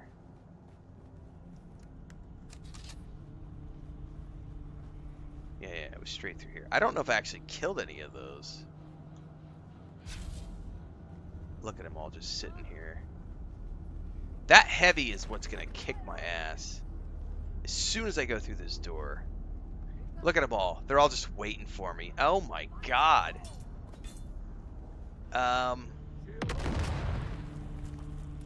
Dude. And there's so many shielded guys in here, and I don't have any armor. Let's get them.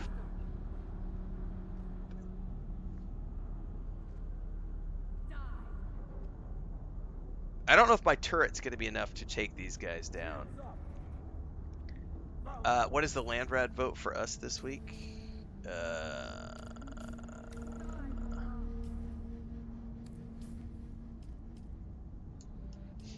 Crafting costs are reduced by 25%. Ooh, that's nice. That means that my duraluminum stuff's going to cost a lot less. Alright.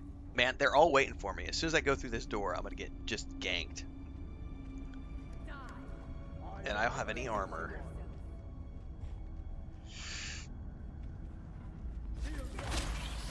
Oh, just get away from that.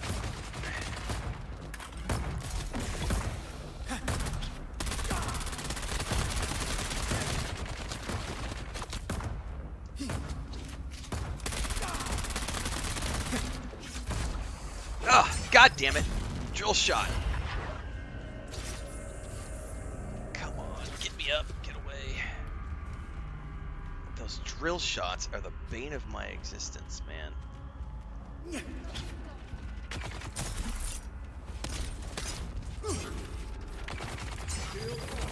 Fuck, he still managed to get away.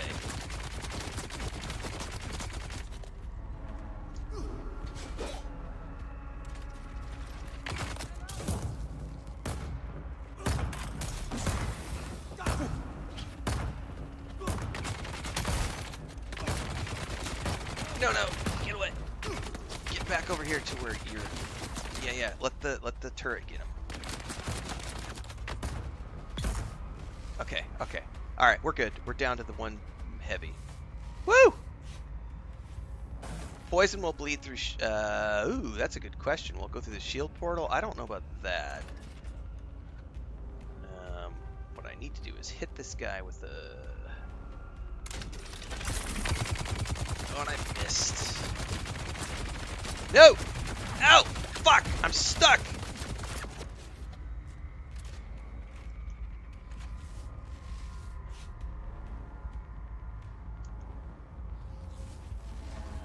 So what I wanted to do was hit this guy with a Shiga wire to stun him and then hit him with a sword to the face. But it did it again! It's missing on the Shiga wire thing. And instead it's vaulting me up to the top. Which is not what I want to do. Whatever. I still survived. After several deaths. Which was not cool. This is why I don't like coming to these places without heavy armor. But I was out here and I'm risking it, so screw it.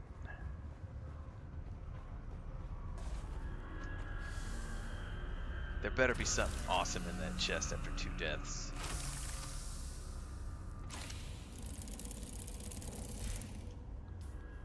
If it's the scout version... Oh, I'll use those. That's the scout version. I think those will be better than the ones I have for my scout. Those are actually going to be worth it. Because that'll make my scout thopter. I think those are better than the ones I have for my scout thopter. Alright, I am down to 5 bandages, though.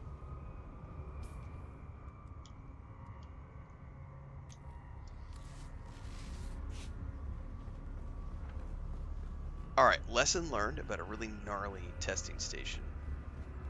Don't come back here without armor. Holy moly. Wait, did I take a wrong turn? should be stairs up.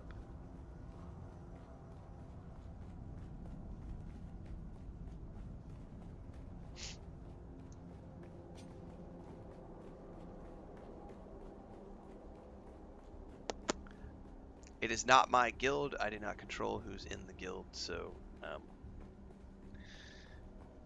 it's not my place to say. I am in someone else's guild because I am not into people management. So I've already put my time in. I did 25 years of guild management and raid leader management across multiple MMORPGs, and I do not do that shit anymore. I'm just a peon these days and love every minute.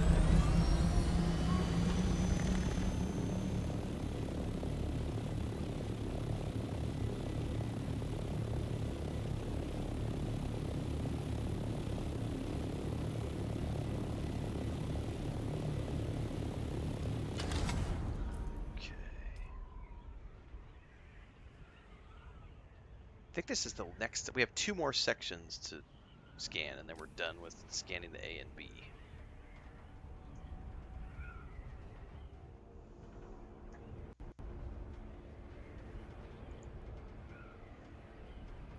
Yeah, brave, brave, brave, brave, Sir Renfail.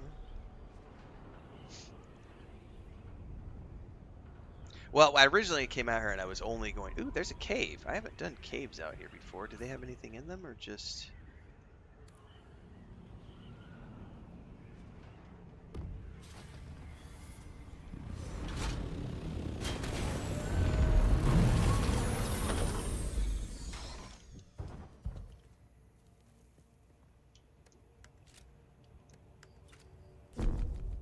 ...60 meters.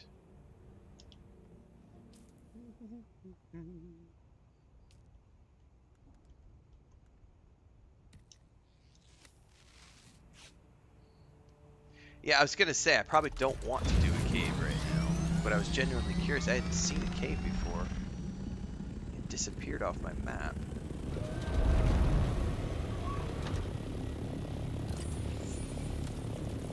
Right down there. Yeah, it's actually not showing up on my map.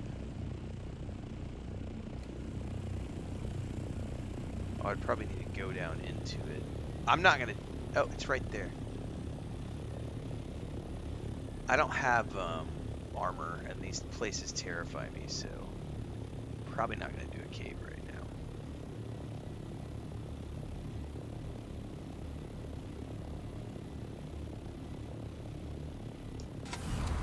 I just got my bouteille nearly handed to me because I'm not in any armor. That just shows, by the way, the importance of having some type of armor to either mitigate darts or blades. Because just a still suit, it's great for exploration. And I do have armor on this still suit set, but it's not... I don't have any dart mitigation. I don't have any explosive mitigation, no poison mitigation. There's 0 mitigation on this thing. And I burned through a stack of 20 bandages, which I never do when I wear my T5 Heavy. Big, big difference. Yes, Floristic. I did still, I think not 2024, but I think even 2023, I was convinced to come out of retirement in 2023 and do a World of Warcraft guild, and I had sworn off MMOs like 2 years before that. So 2023 I did, I was the raid leader in the main tank throughout Dragonflight. We did Dragonflight, and then we did all of Realm Reborn. That's a Final Fantasy. Damn it, The War Within. We did all of the raid content for The War Within, and then at Christmas of 2023, the end of 2023 was when I said I'm done.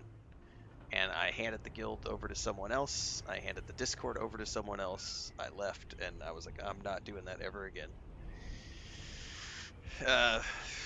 No, not where I'm at in my career. Like, I can't manage an online community and still do this full time. It's too much of a commitment because people are needy, and if you're not running the guild, it just all goes to shit.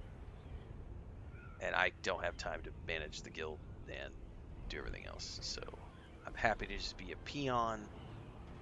I'll contribute to things when I have free time. But yeah, it's not my guild, so when people ask, can I join your guild? It's not my guild.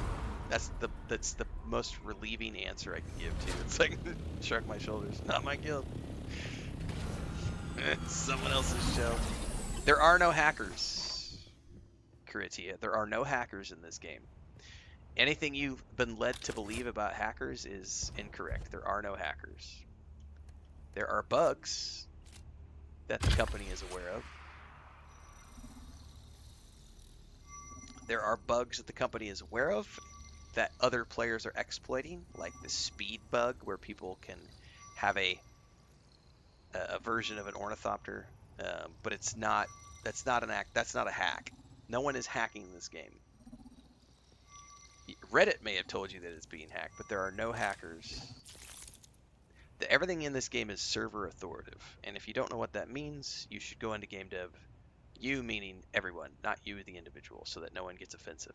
I should stop saying that because everyone's like, but you're telling me I'm stupid. No, what I mean is people. People who think that this game has hackers need to go learn about game development and server authoritative and why there are no hackers in Dune.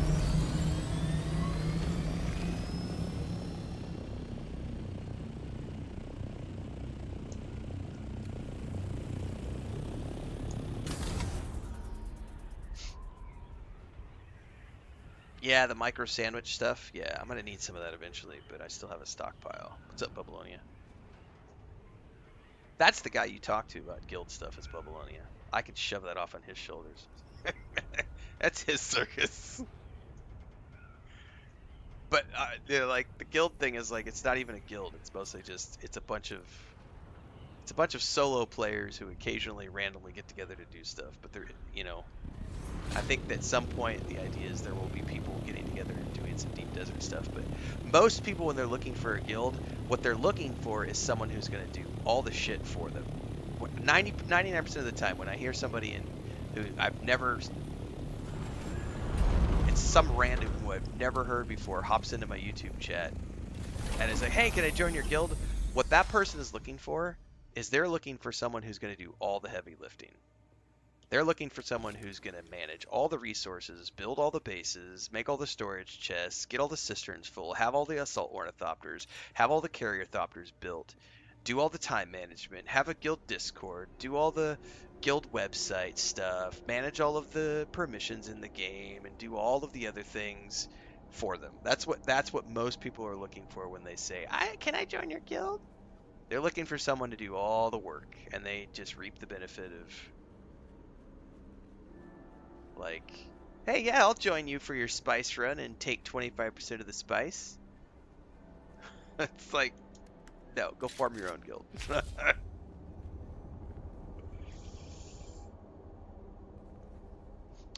That's not actually happening in Croatia, and I would appreciate it if you don't try to spread rumors and false information on my YouTube chat. Thank you very much.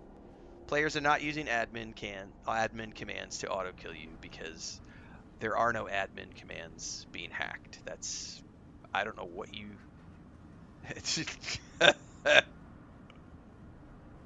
No, that's not a real thing. No one's hacking admin commands in this game because all admin commands are locked behind server authoritative levels of security. I don't care if you have screenshots. It's not real. You can claim all you want. I would appreciate it if you just go back to Reddit, please. Don't spread that shit in my chat or I'm going to ban you. That's the simple version.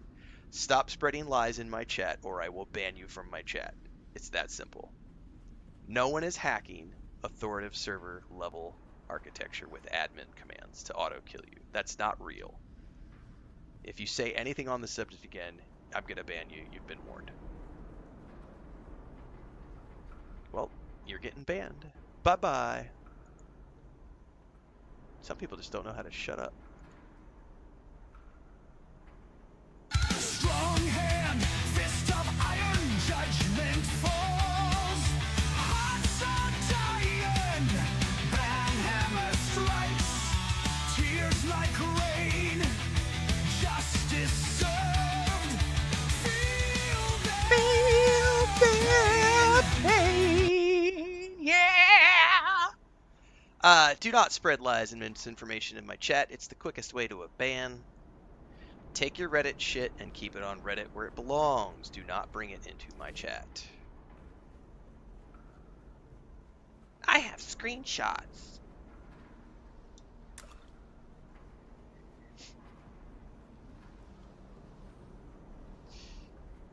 Yes, don't be a dick. That's a very good, like Bubbleonia said. That's the #1 guild rule. Don't be a dick.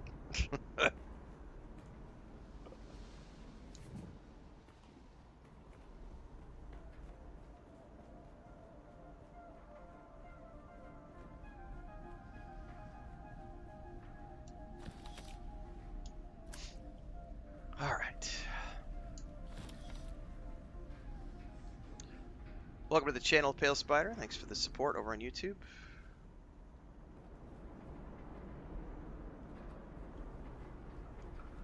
Oh, back up. Back it up, back it in. Let me begin. I came to win.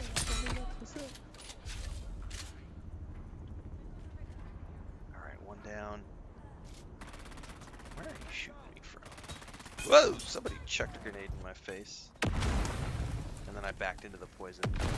Oh! I do not have armor.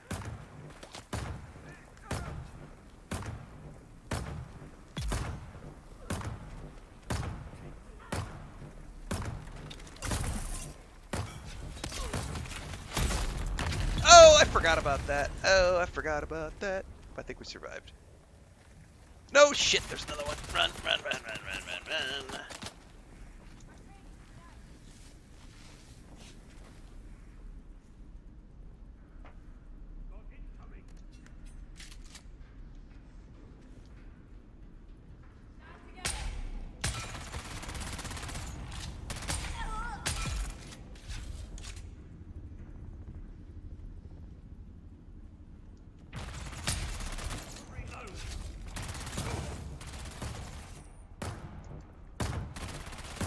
That's what I have screenshots of too, Flursix. Sunrises and sunsets. Those are the things we take screenshots of.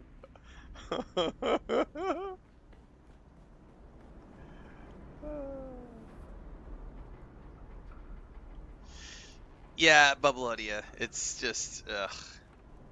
I've got screenshots of, yeah, like Pile Spider says, I've got screenshots of Bigfoot, guys. It's proof that Bigfoot's real. That is the best response to people who have, I have screenshots, I have proof of the hackers.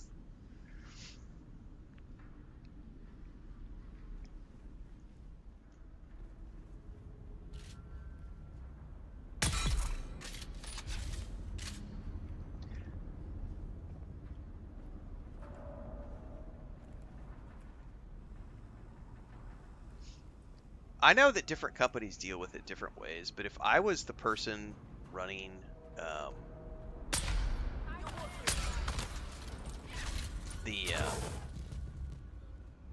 if I was the person in charge of legal for a company like Funcom, I would 100% be pursuing any sort of people spreading false information like that with litigious aggressive litigation.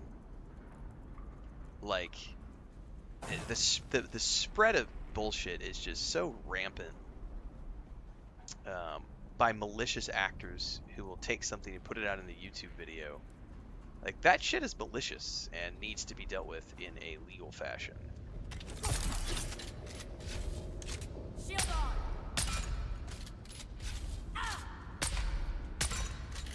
How come they're like going through her?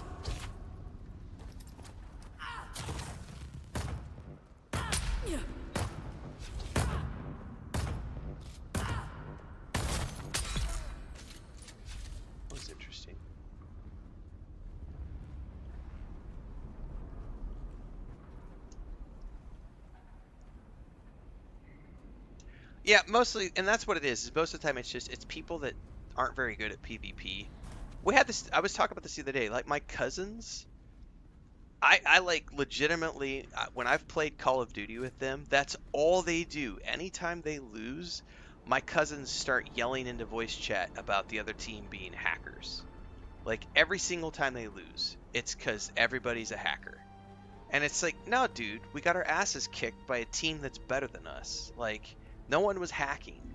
We just got our asses handed to us. Like, it's that simple. You got beat. Deal with it. Like, some people are just sore losers. Hacks! They killed me with hacks!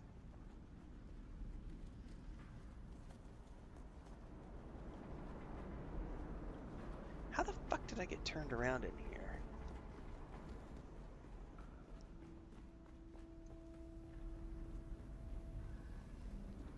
I've been in here like 20 times. Oh, because there was smoke. I missed the turn off. Bolody says, anyone who beats me at PvP is cheating. Those are the rules. It sure feels like that for some people.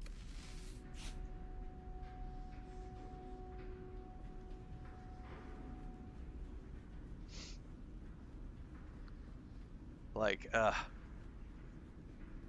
as earlier in the stream today, as soon as we got to the deep desert, like the first thing I noticed as soon as I was running around was like all of these people are yelling about there's a hacker in zone 5-4, and it's like, dude, there are no hackers.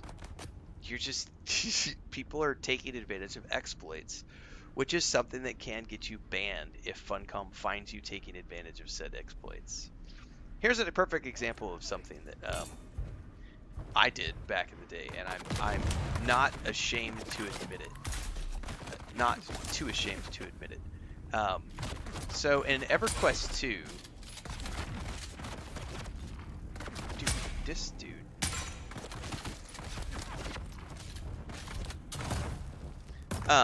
In EverQuest 2, during the desert expansion.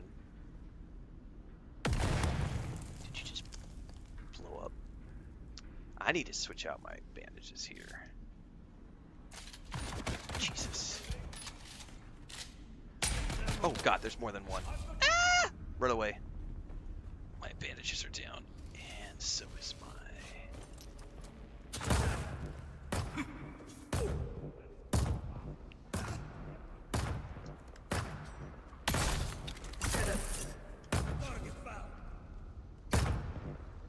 Let me not die here first.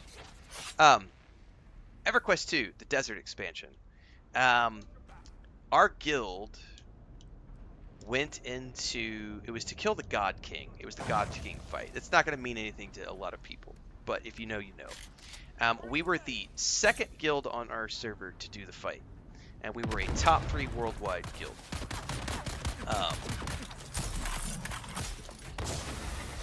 We could not beat the fight. We tried over and over and over the course of an entire weekend, and we could not win the fight.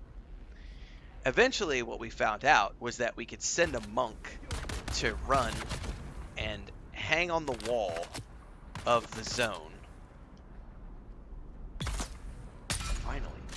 And hang on the wall underneath the spawn point of the boss mob. And when he would hang on the wall, the boss would bug out and like constantly try to attack the monk who was hanging on the wall, and the rest of us could just attack the boss and kill him without him actually going around and killing everybody else in the raid. So after a full 3 days of trying to kill this boss with legitimate tactics, we put a monk on the wall, let him hang on the wall. He died a few times, but while he was doing that, we were able to attack the mob and kill the boss mob, and we all got credit for our weapons, and we were server seconds, not server first, but server seconds, to get all of our guild their epic weapons for that expansion. Totally exploited that shit. 100% exploited that shit. But you know what? It was turns out later the encounter was bugged, and we wouldn't have been able to beat it legitimately. And you know where we got the information on how to do that exploit? the guild above us, the number one guild. Our raid leader reached out to the number one guild on the server and said, "Hey, buddy, how did you guys beat that mob?" And he was like, "Oh, we put a monk on the wall and and cheesed the fight." Like, but if you get caught doing that kind of stuff, you can get banned. And that's what's going on in the deep desert right now, is people are using exploits to do things like rocket their ornithopter around and bash into other players and other things. And if they get caught doing that stuff, they will get banned. But it is not hacking. No one is hacking server authoritative commands. And anyone who thinks that that's a legitimate thing doesn't know anything about hacking, first and foremost, and they definitely don't know anything about server authoritative architecture or MMOs or infrastructure, any of that stuff. What is this? What is this? I got my Saturday still suit! Yeah, buddy! Worth the deaths. All I'm missing now is the mask. Oh, yeah, buddy, that was 50 grand on the market today, and I just got mine. Yay! All I need now is the mask. That also means that those are still on the loot table for this week. I only need the mask now. Sweet. And I got my Blade Runner music kicking in right now.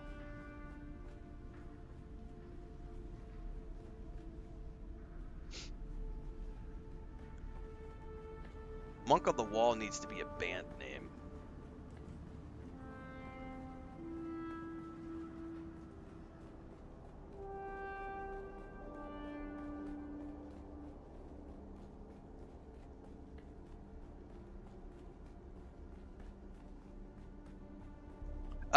I would not have spent 50K in the first place. I would be happy to spend 25K, but I'll never spend like 50K on stuff like that.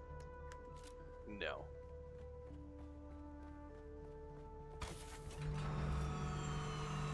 Well, now I gotta hit up the rest of these just to see if I can't get my mask before I go back to the home base.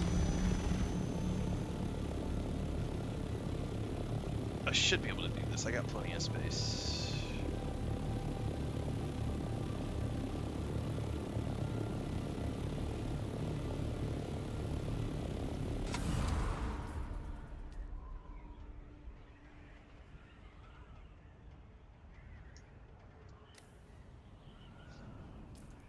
Maybe the monk on the wall could use whistle jitsu. Yeah. The whistle jitsu thing was so funny when we were playing Assassin's Creed Shadows. That was fun. Ooh, my ping just rocketed up as soon as I zoned into this other little area.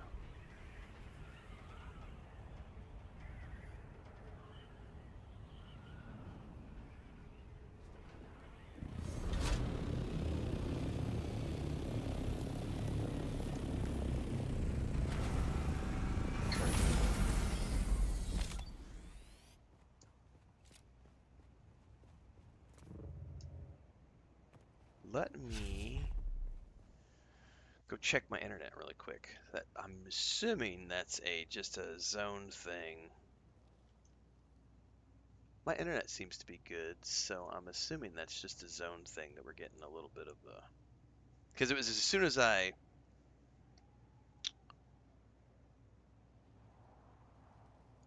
zoned over here.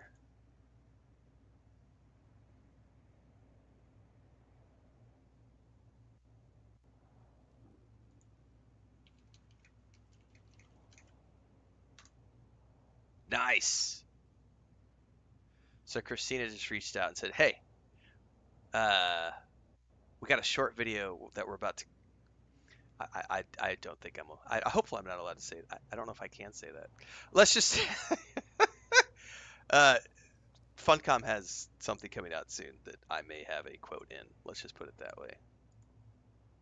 They're good people. Yeah, there was no mask on the broker this morning. Otherwise, I would have picked it up. There was because I'm only missing the mask and the chest. But so far today, the things that I've gotten that I'm going to use, I'll use the Saturnine still suit, and I will use those albatross wings for my scout thopter. This thing I'm going to sell, the station garb. I don't use scout armor, so I'll definitely off that to somebody who wants to use scout armor. If it was heavy, I might consider it, but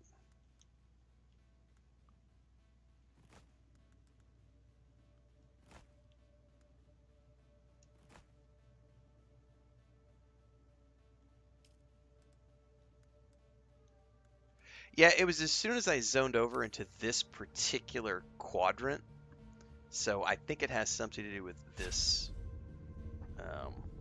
quadrant of the deep desert. There's just a connection thing happening.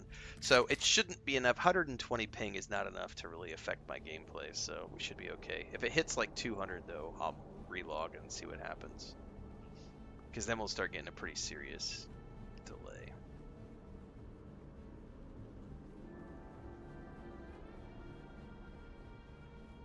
Well, that made my day right there. Like, the Thopter wings were cool, but getting the Saturnine still suit piece that's pretty cool. I didn't know that those were still going to be on the loot table this week.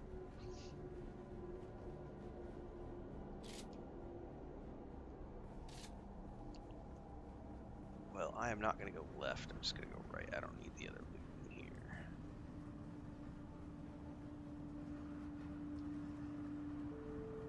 Let's go get my booty kicked since I'm in a still suit and I have no armor.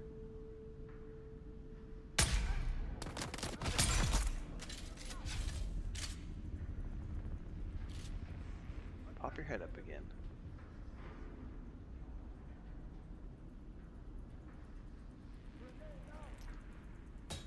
Ah!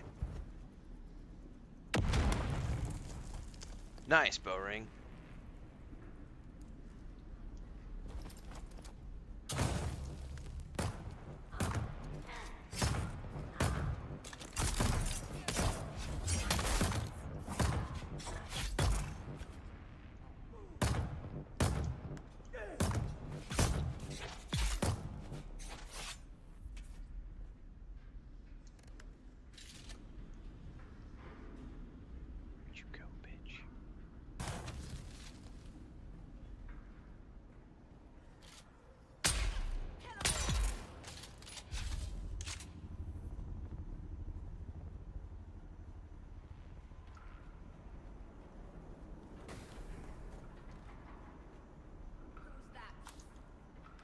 Who that? That be me. Where you at? What you do? Where you at? Oh, you got plans. Don't say that. I need your gear. I need your loot. Come over here.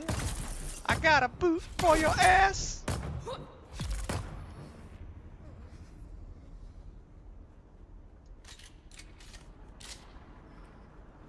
That is the Mentat line, which is my primary class.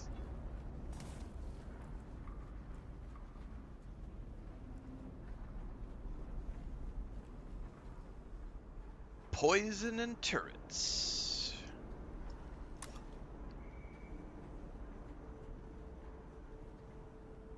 Ooh, I got another one. Those are juicy. Man, I didn't know that the Intel's points respawned every week too. That's pretty cool.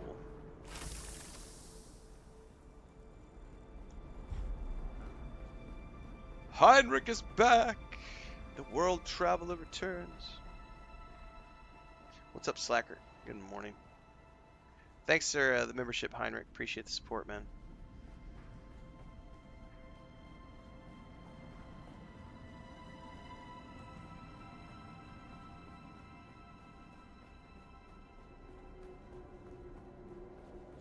I've heard it's a pretty good movie, Heinrich. I like Brad Pitt, so I'll definitely give that a peek at some point.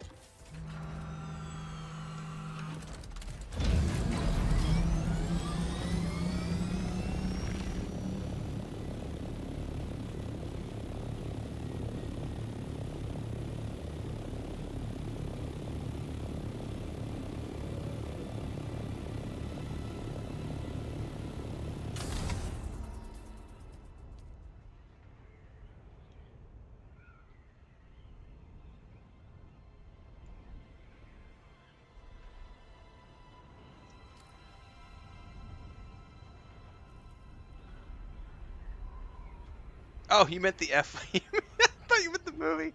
You went and saw the real F1. Never mind.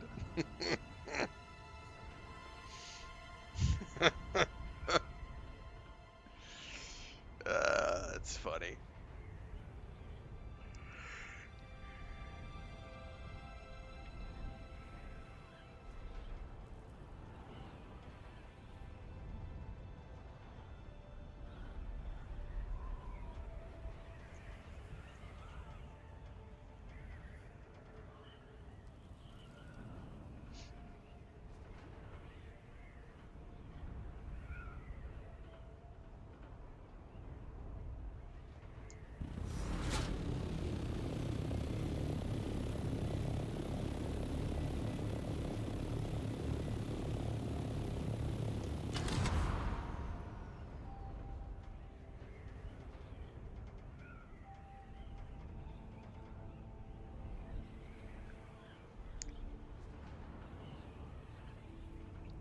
Well, I have goals to shoot for now because I'm gonna need a whole bunch more duraluminum to make these, and I'm probably gonna need to hit some caves.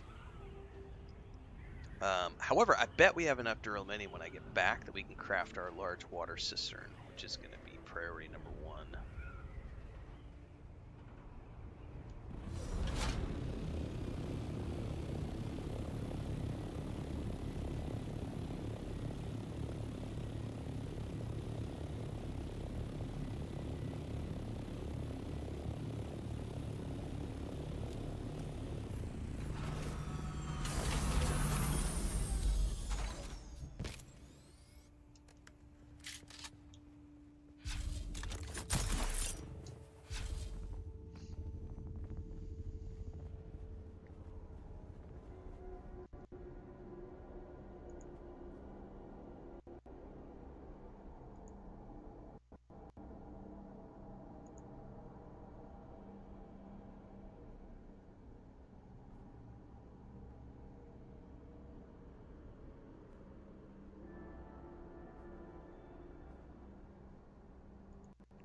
All right.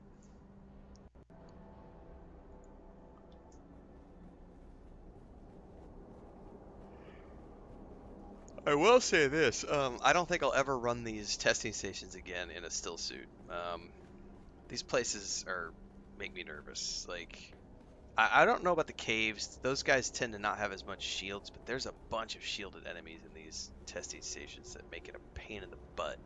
That one room we did in that testing station over on the eastern side of the A run, then back, I think it was A8, where I died like 3 times or 2 times, whatever.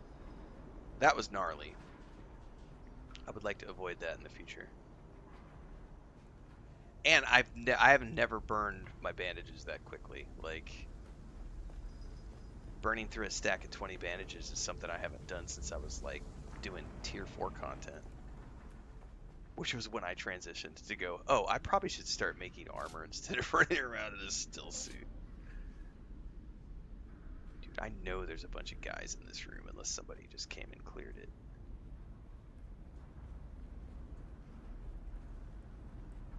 I can't remember, isn't the pentashield thing over here?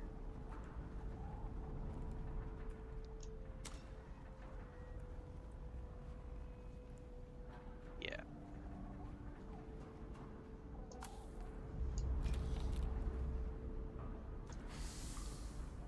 I could have sworn there was a bunch of enemies in this room.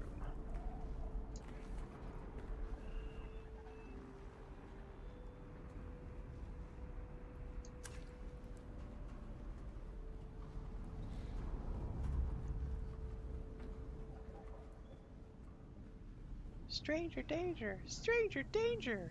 No, my son, that's just Shai Halud.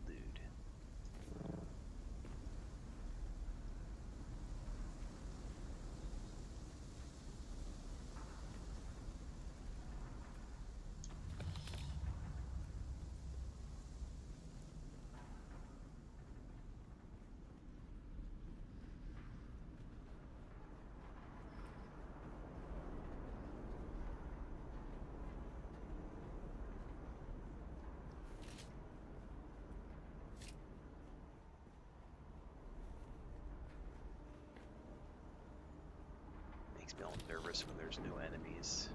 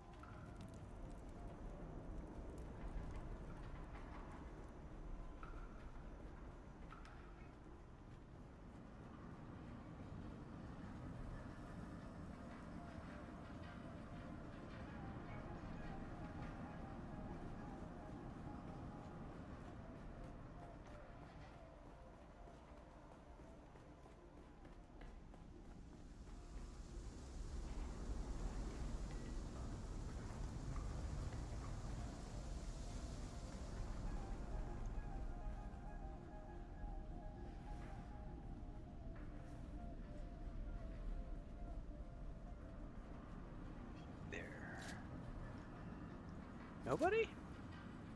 Alright, I got lucky, I guess. Must have been hot on the heels of somebody who came down in here.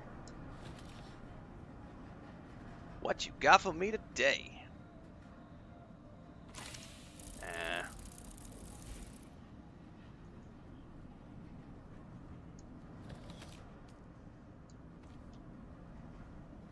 That's probably a boost for my assault thopter.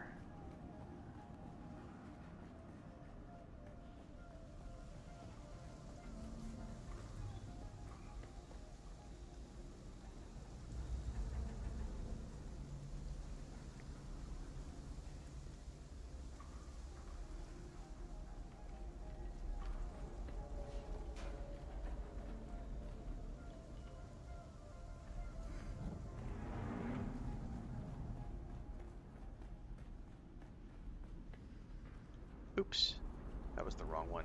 I'm gonna make Harkonnen alt for sure. I almost did the other day, but I still haven't gotten to the point where I'm ready to like.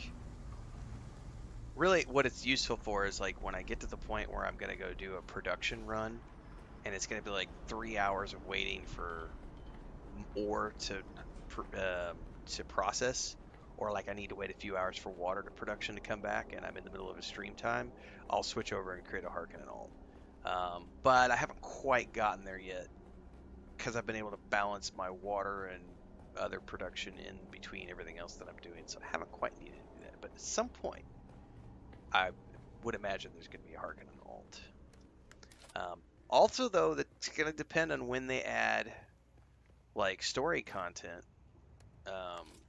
and also when they add the solo and small group content to the Lands Red. Because once they do that, I'll be busy every week doing that kind of stuff.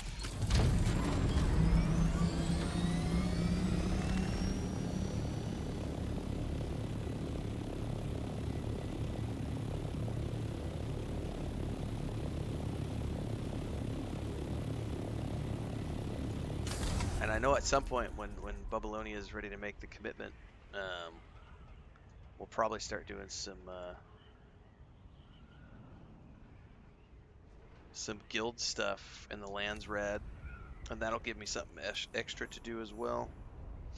But I don't think there's a rush on that. Plus, there's so much adjustment that they're going to be doing to the Lands Red and the Deep Desert. Like that's why I'm not out there harvesting T6 ore right now, because it's like, why? They're going to balance that stuff in the next couple of weeks, so I'll just wait. Dude, I'm not even done building my base. Like, let alone farming armor. And I got stuff to do, man.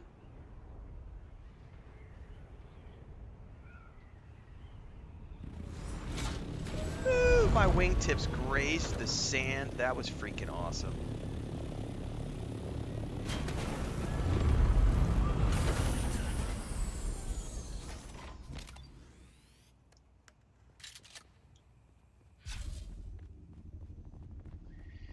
All right, one more. This is the last one, and then we can return to base, mem all of our schematics, check our aluminum production, and maybe go into the base building portion of the stream. Because I've paid my taxes, I've done a run. I can see if I can make the chest piece. And if I don't get the mask out of here, we'll run it again tomorrow and see what we can see. Okay, I do remember this bottom section being really nasty, so...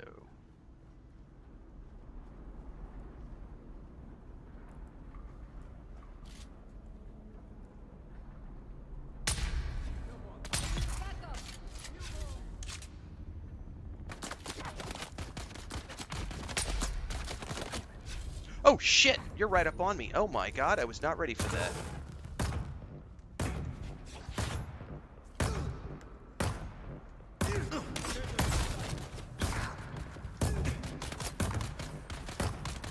Eyes on enemy.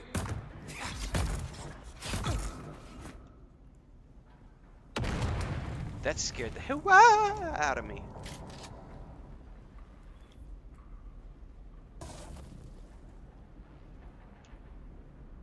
Where you at? at, Shiznizzle? I know you're down there. There's another one because you chucked a grenade up here.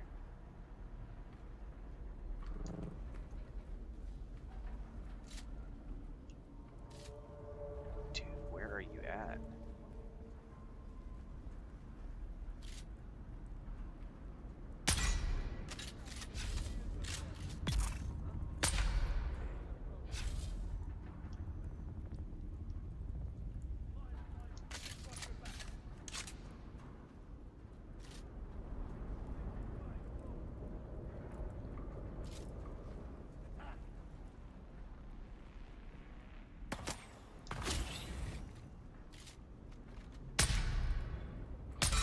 Nice duck.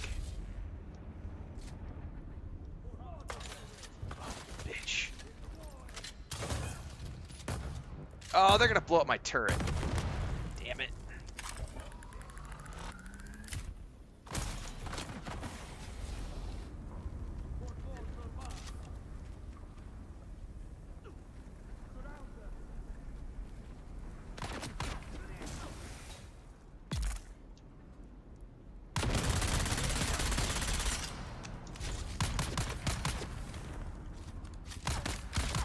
Oh my god, just reload already. Oh, no, get out of the way, get out of the way, get out of the way.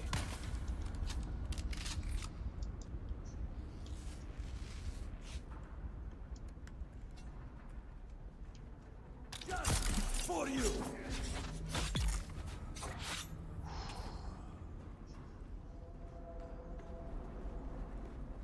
Making my hoo-hoo tingle this morning a little bit.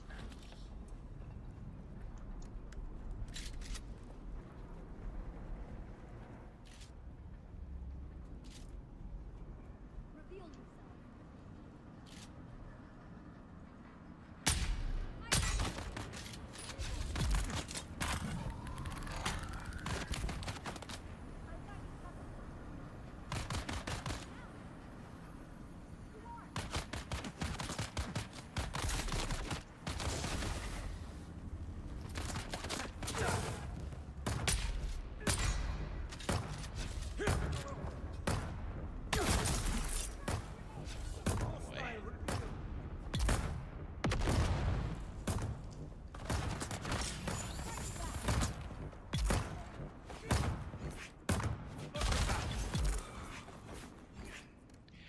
You know, I'm starting at the point where I am just not using my SMG anymore because it's such a low-level SMG that it's not really affecting these guys' shields. So I know people like, go for the drill shot. I don't know that I'm going to go for a drill shot, but I may need to transition to one until such time as I get a better SMG because this thing's just not cutting it.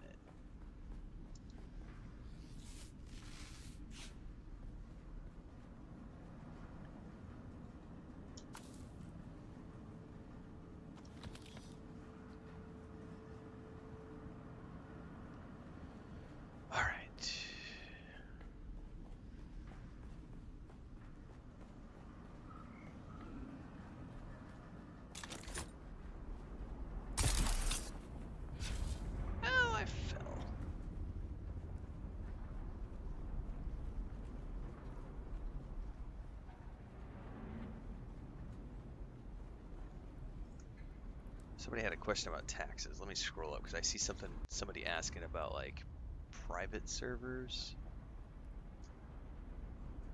Yeah, I don't like playing bad guys in video games either, decaffeinated. It's just not like I'm not a bad guy in real life. Why would I want to play one in a video game? Felicity says, I'm on a private server. What's the deal with taxes? For some reason I don't have to pay any. That's Pale Spider says they probably have taxes turned up. Yeah, because you could adjust things on a private server. Like you can turn taxes off, you can turn Coriolis Storms off. So whoever owns your private servers, that's what's going on.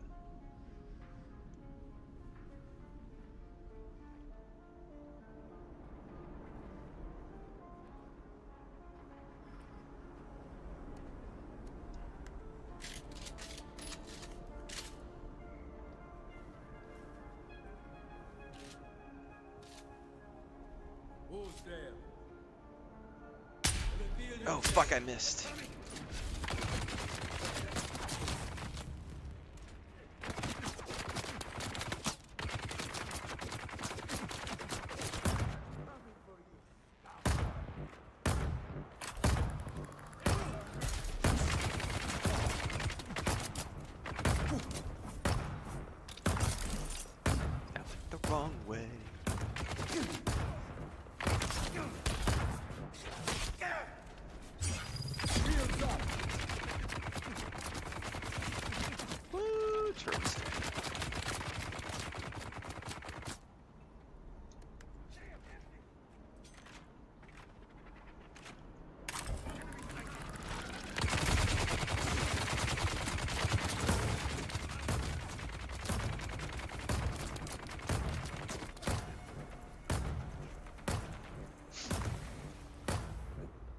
Yeah, generally speaking, the people who play bad guys in video games are trying to act out of fantasy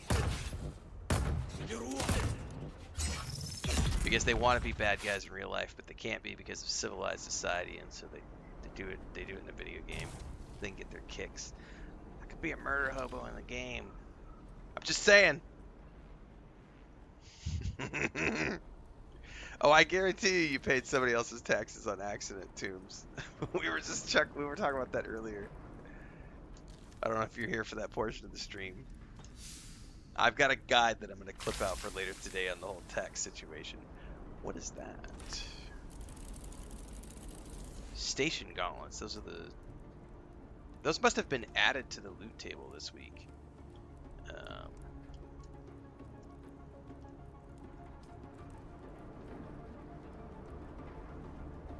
Alright, well that officially marks the end of my deep desert stuff this morning. We came in, we scanned 18 quadrants. We ran, I don't know, was that 6 testing stations?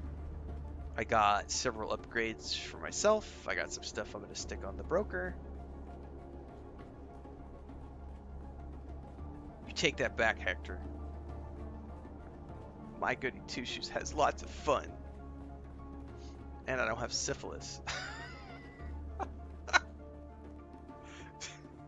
Bad guys doing bad things sometimes have bad repercussions for the bad things they do.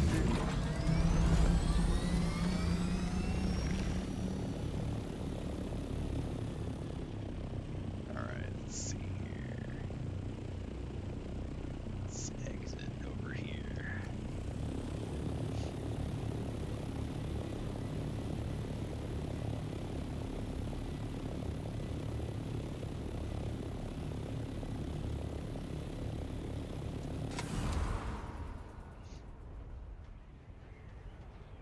I know there are quite a few people out there who I think usually what it was for me, like, especially thinking back to like Neverwinter Nights, Baldur's Gate, Icewind Dale, those games, after my 4th or 5th run and I had done all the things I wanted to do with my chaotic good characters, I would definitely do an evil run just to see it and, you know, slaughter all the innocents in a village just because I was bored and I had nothing else to do and I'd already seen all the outcomes that I want. But I've never been able to legitimately play a first run through of any game I've ever played. I've never been able to play as an evil character. It doesn't track for me personally.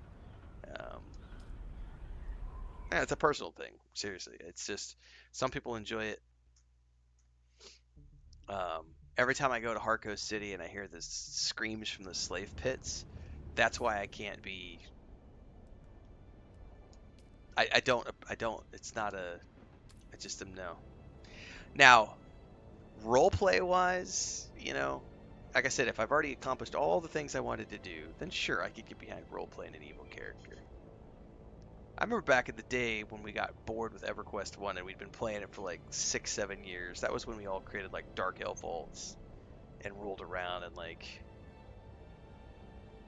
cursed dwarves, enslaved the gnomes.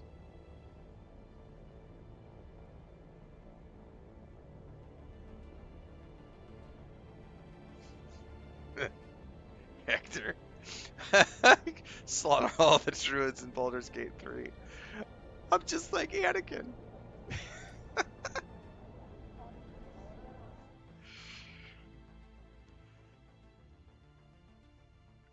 Alright, I'll be right back.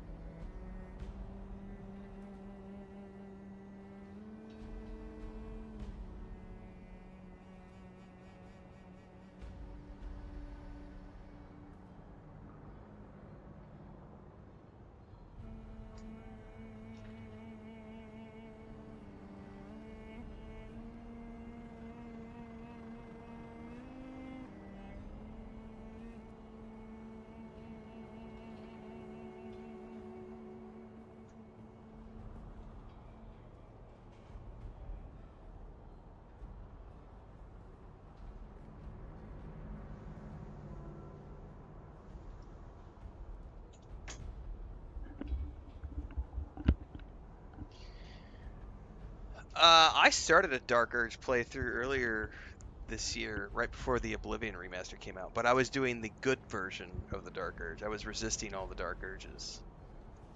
But I've never done a Dark Urge playthrough either. I love this guy's like peasant outfit. I'm going to Arcane to pick up some power converters. All right, let's memorize these.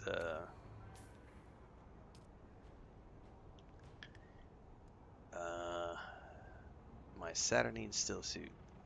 Definitely memorize that. Definitely memorize the albatross wings.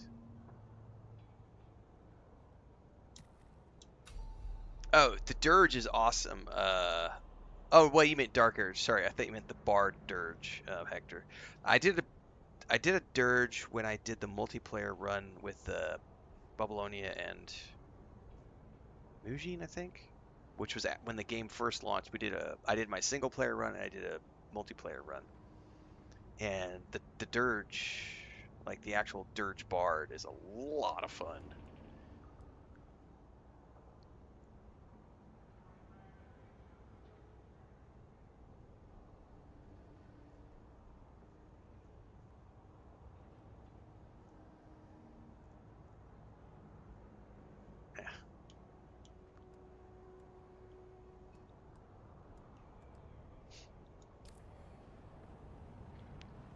All right.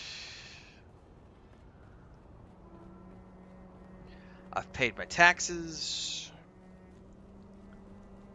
I'm gonna list some stuff. I've been playing 100% as a single player. Donovan, if you watch my streams, we're like up to episode 40, 250 hours into the game, whatever. I'm 100% solo. I occasionally go do things with guild members, like we'll go do an Imperial testing station, but everything I do, everything I've done in this game, 100% of the story, 100% of the base building, all of my deep desert exploration has all been me, single player. The only thing I've done with groups is like, oh, let's go run some Imperial test, and I run those same testing stations solo. Now, the ones we're going to attempt this weekend, assuming we have time this weekend, those will be group-based testing stations. Oh, I just sold that as well. No, did that? Yep, sold. Nice. So what do I got here?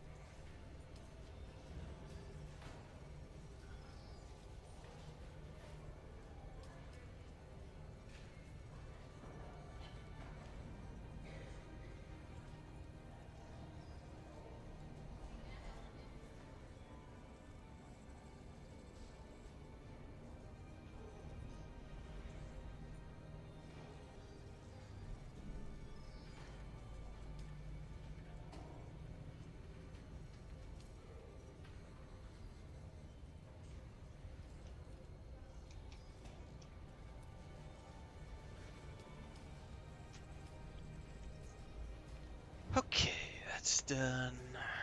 Stick my money in the bank. Let's go back and make this still suit. Welcome. Would you like to deposit? How much Stellaris would you like to deposit? Oops, it canceled out. Welcome. Would you like? How much Stellaris would you like to deposit? All right.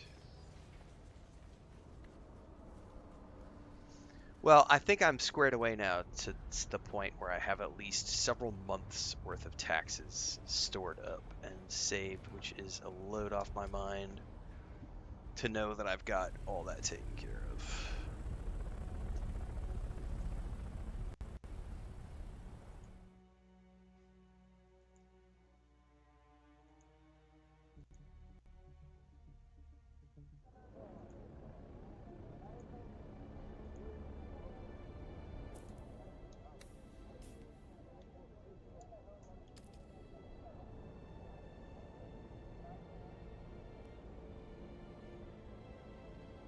Anyway, going back to what Donovan asked a minute ago over on Twitch, the only thing I would say to people who ask about, and I should probably, let me get back to my base before I talk about this, because I'll want to timestamp this and push this out as a YouTube video. I'll give a much more in-depth response, but I don't want to be sidetracked trying to fly around the map and stuff because I can't do two things at once.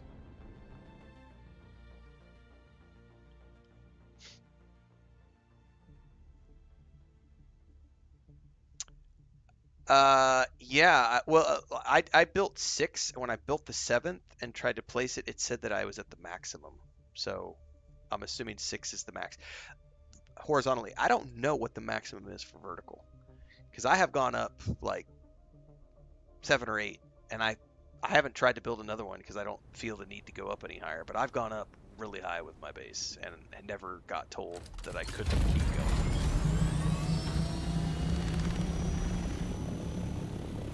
But I did hit the limit horizontally. I bought 6, and it told me I couldn't buy any more. Placed 6, I should say, and then I couldn't do any more. Oh yeah, that's definitely possible to do, how I'm in.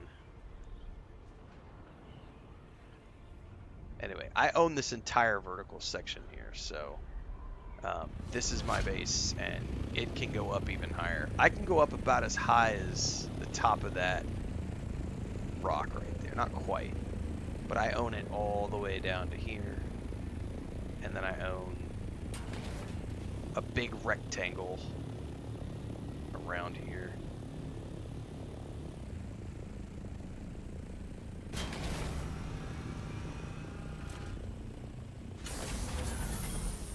Alright, let me timestamp this and answer this question.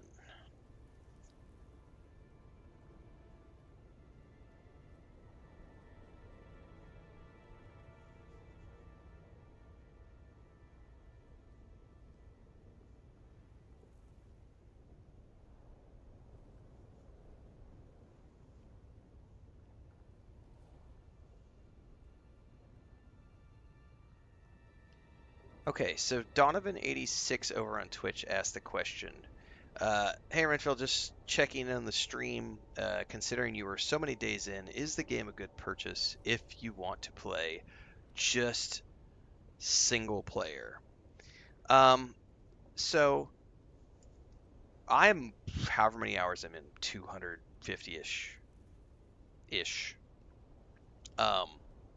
We're up to stream number, I think today is stream number 48, I think is what it says. Yeah, we're at stream number 48. So yeah, I've put in a lot of time in. And if you've watched the streams, everything I've done has been single player. However, I need to make sure that people understand the caveat to playing this game single player.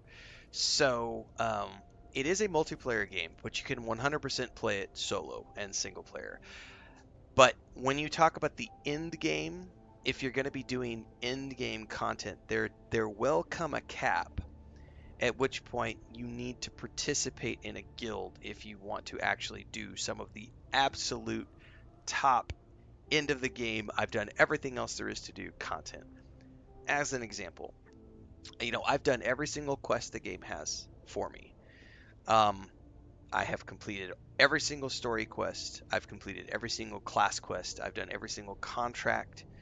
at all of the bases. I've done all of my Atreides quest lines. I could betray and also do the Harkonnen. I won't because I'll create a Harkonnen alt.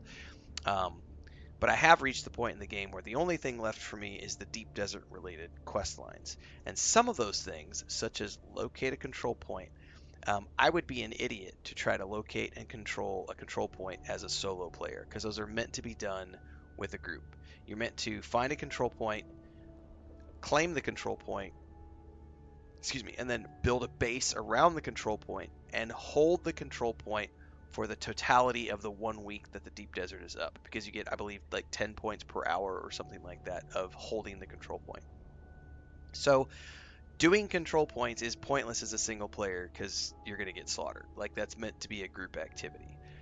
Fundamentally, the big spice blows that happen in the far northern reaches of the deep desert, those things are going to be group-based activities. You're going to need a guild to do that.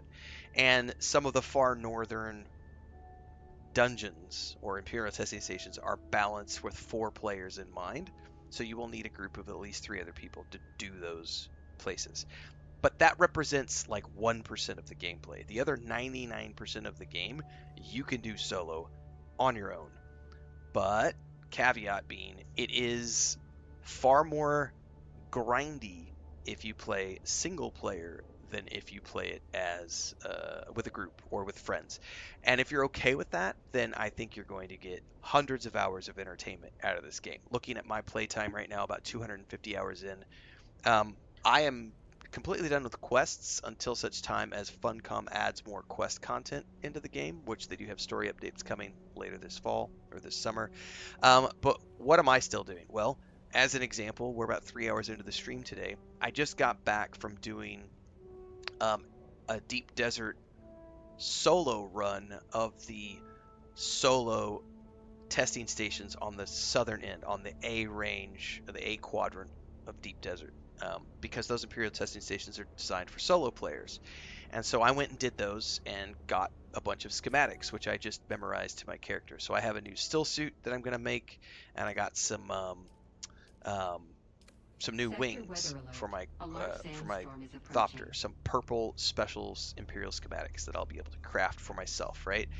I'm still building my base, so I am 30 plus episodes into the base build. This is my base. So I'm pretty much done with the exterior part of the base, going from the top to the bottom. This took me the whole time I've been playing. I've been working on this every single day for a couple of hours usually. So I think I'm like 30 hours into this total in terms of the base build.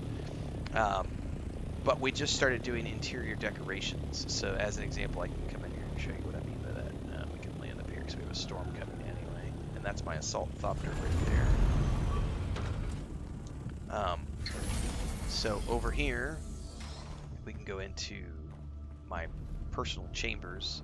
And I just started with the personal decorations. So I'm doing like placing the beds and the chests, and I'm going to put bookshelves and all that stuff in here. Not everyone's going to be into the base building. I will probably end up putting around 75 hours, maybe even more than that, once we get into the tier 6 production. But I would conservatively say that I will spend 75 to 100 hours just building bases. The 75 hours is going to represent my personal base building, which is just for me. Now, I have made this base available to the guild, so like any guild member can come in here and park the Ornithopter. We have a guild cistern right here that anyone can use. We have a guild chest where people store tier 6, surplus tier 6, or tier 5, like deep desert schematics that they can use. But this is my personal base, so I've gathered 100% of these resources on my own. I still have at least another 25-30 hours of like interior decorations to do because we haven't even done anything related to that yet. I just placed like 3 things in my home. And then on top of that, we have the tier 6 production, which means when I get to tier 6 production, I've got to build all of these massive, let's pull my construction tool out and just show you really quick. All of these like tier 6 fabricators, like the advanced vehicle fabricator, the advanced weapons fabricator. Like, I gotta expand the base to be able to place those things, because like this right here alone is this massive thing that's going to take up a massive amount of space, and I don't have anything built yet that can accommodate that. So at some point when we get to that, I will have to also consider expanding the base. So, you know, getting, I would say, storyline wise, just playing the base game and doing all of the journeys that the game offers, which are over here. All of these are all the story journeys, and then you have all of the you have all of the quests related to the trade posts and the contracts, right? So just between those two things, class quests, main quests, finding the Fremen, contracts, there's probably, and then like your general journey stuff of like going from point A to point B, leveling up, getting to the deep desert, doing the entirety of the Haga Basin, and doing everything that you're supposed to do here, and like completing the main story of the game. That's about 100 hours of content for most people. I would say that that's pretty accurate based on everybody that I've talked to. Now there are some people who have ignored large portions of the game, ignored the buggy, went straight to the ornithopter, said screw the Haga Basin, I'm going straight to the deep desert, and then they'll make a claim such as like, well, I finished everything there was to do in the game in 40 hours. And I just think that that's not realistic. That doesn't represent 99% of the player base. If you actually take the time to do the content, watch the cutscenes, do all of the quests, you're going to spend about 100 hours just doing this before you ever even get to the deep desert, which is where the bulk of the group-based content exists, assuming you even want to progress to that point. So to back that up to the question that you originally asked, that Donovan asked, is the game a good purchase if you want to play just single player? So I will bring this back to the same discussion that I made around New World Eternum. When I picked up New World Eternum for the PlayStation, I did around 100 hours of storyline for that game between the main story and the 2 DLCs, and then I moved on. And I did not play any of the multiplayer aspect of that game.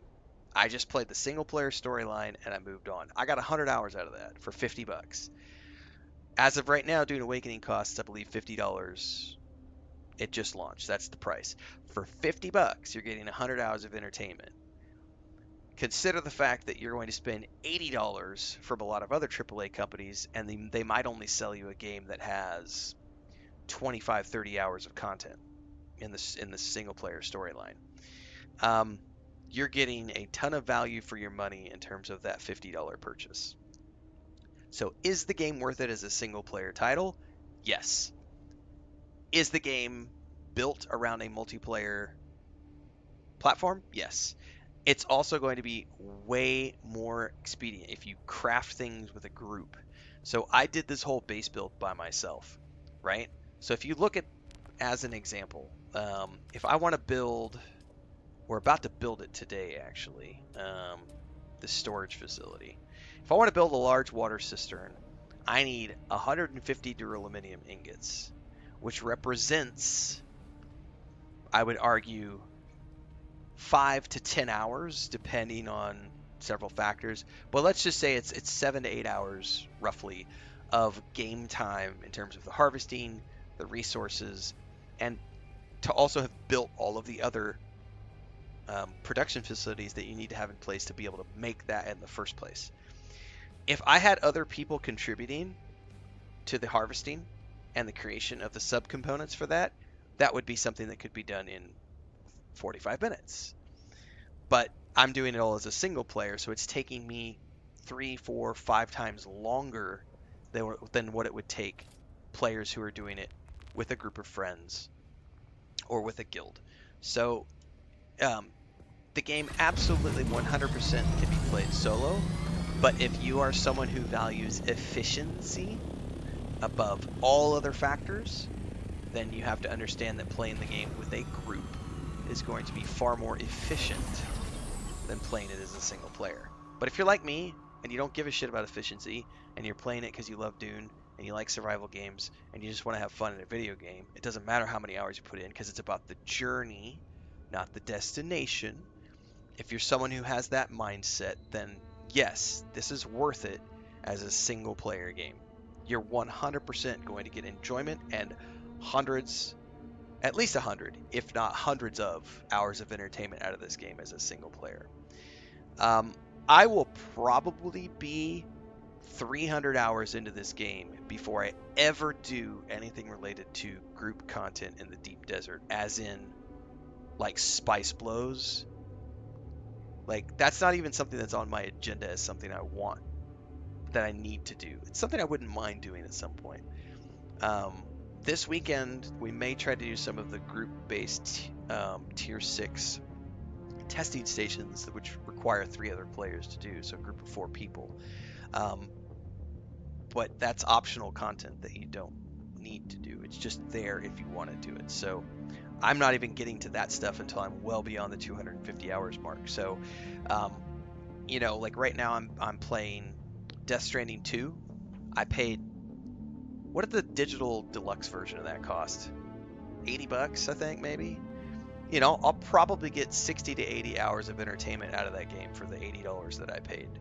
I paid, you know, this game is significantly less, and I'm getting way more content out of it. So if you're someone who values your hours played compared to the price tag, then it's kind of a no-brainer that something like this with a live service product behind it, you're going to get way more time out of.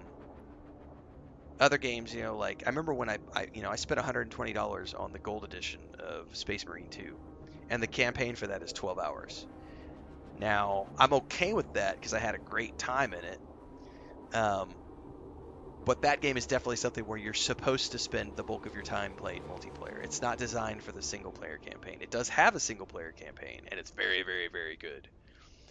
But it's definitely a multiplayer backbone, and it's meant to be played. But that's where they expect you to spend the bulk of your time, is multiplayer. Thank you for breakfast, baby. We've got homemade, home fresh chicken eggs and banana pancakes for breakfast. So that's a good place for me to end that video because I need to eat my breakfast. So yes, as a single player title, I highly recommend it. For sure. And if you do decide to purchase it, I'm going to make a plug right now. Full disclosure, I have an affiliate link down below in the YouTube description text. So if you decide that you want to purchase it and you want to directly support me, you can do so with the affiliate link. But it is an affiliate link, full disclosure.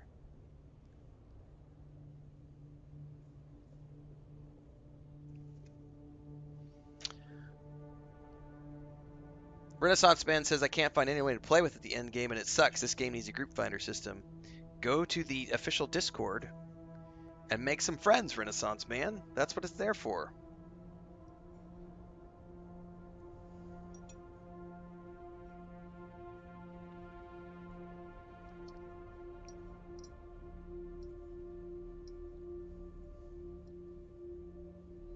I doubt they will ever add matchmaking to this game, to be honest with you.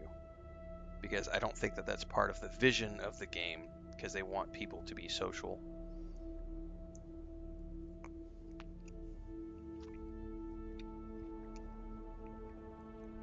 Correct.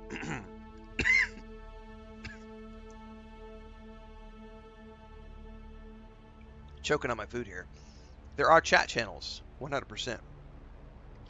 So when you go into the deep desert, you could just put in the chat that you're looking for a group. It's already there. That backbone's already there. You just have to use it.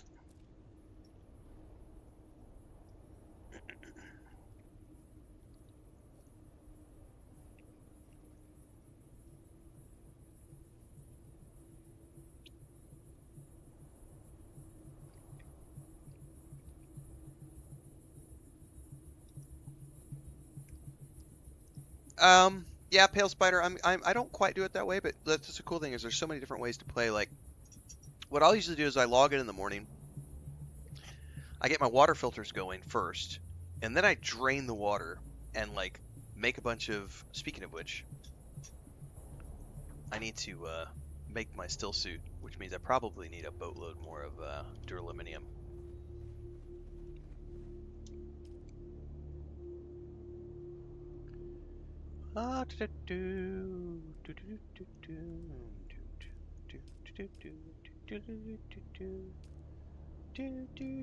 Oh, can I already make that without even needing? Oh, I already have the supplies.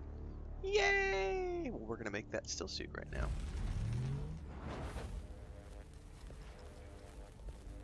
I still need to go make a bunch of duraluminum.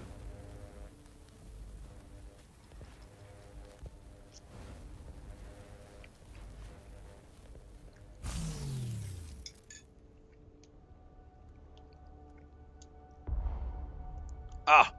Damn it. My inventory's full.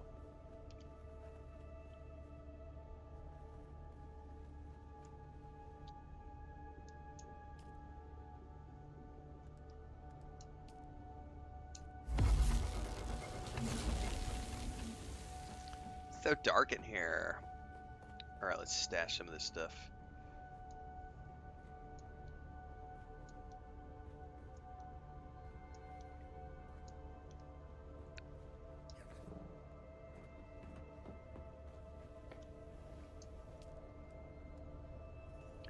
Alright, the only thing I'm missing now is the mask.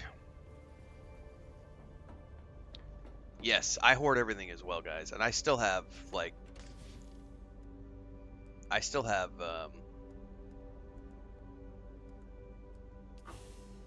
like, tier 3 stuff because I still need it. Like, I still need more copper.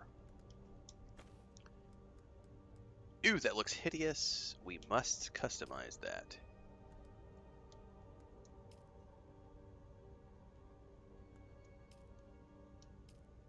Much better.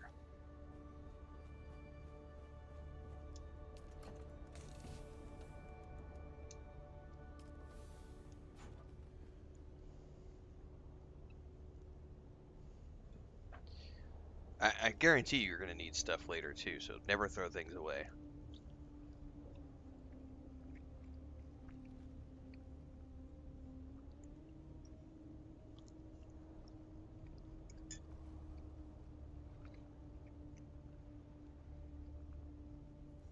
Tomb says we need murals. I missed them all. Oh, you mean like the one I have up top? Like that was only on launch day, to be honest with you. I'm sure they'll bring it around at some point down the road.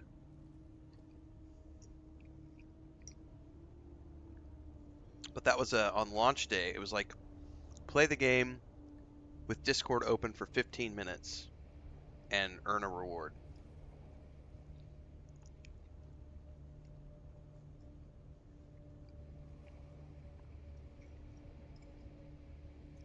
Oh, he's talking about PvP. He's saying his server is Harkonnen heavy, and he wants to do PvP, so he wants to find other Atreides to group up with to do PvP. Yeah, that's... But... that just depends on the server infrastructure. And that'll be something that they have talked about addressing long term, as well as once the third faction gets introduced, that balance will change a little bit.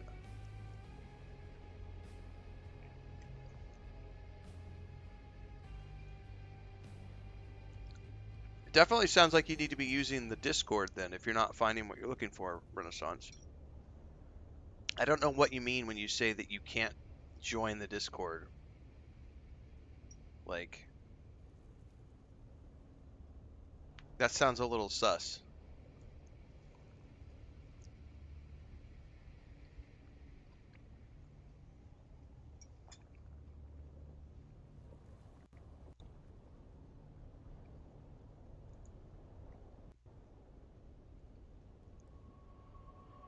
Joom says, in my dreams, that mural is in my base.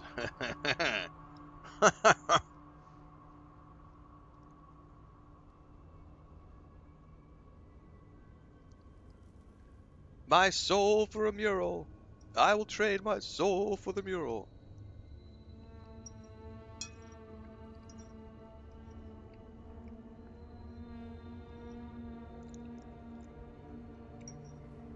No, these are my pancakes, my eggs.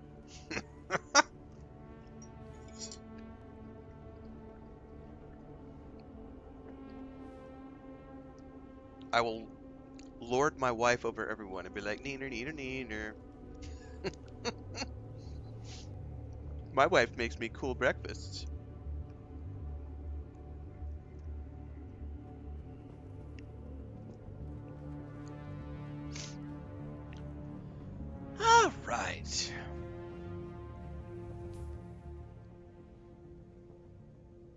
I just need the mask, and I will have the full still suit for that.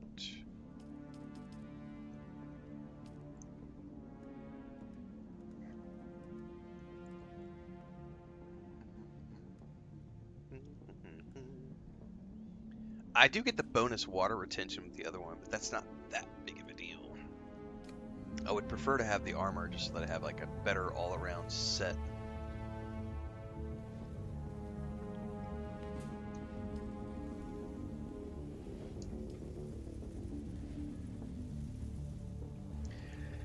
Yeah, I'm also dieting in a way.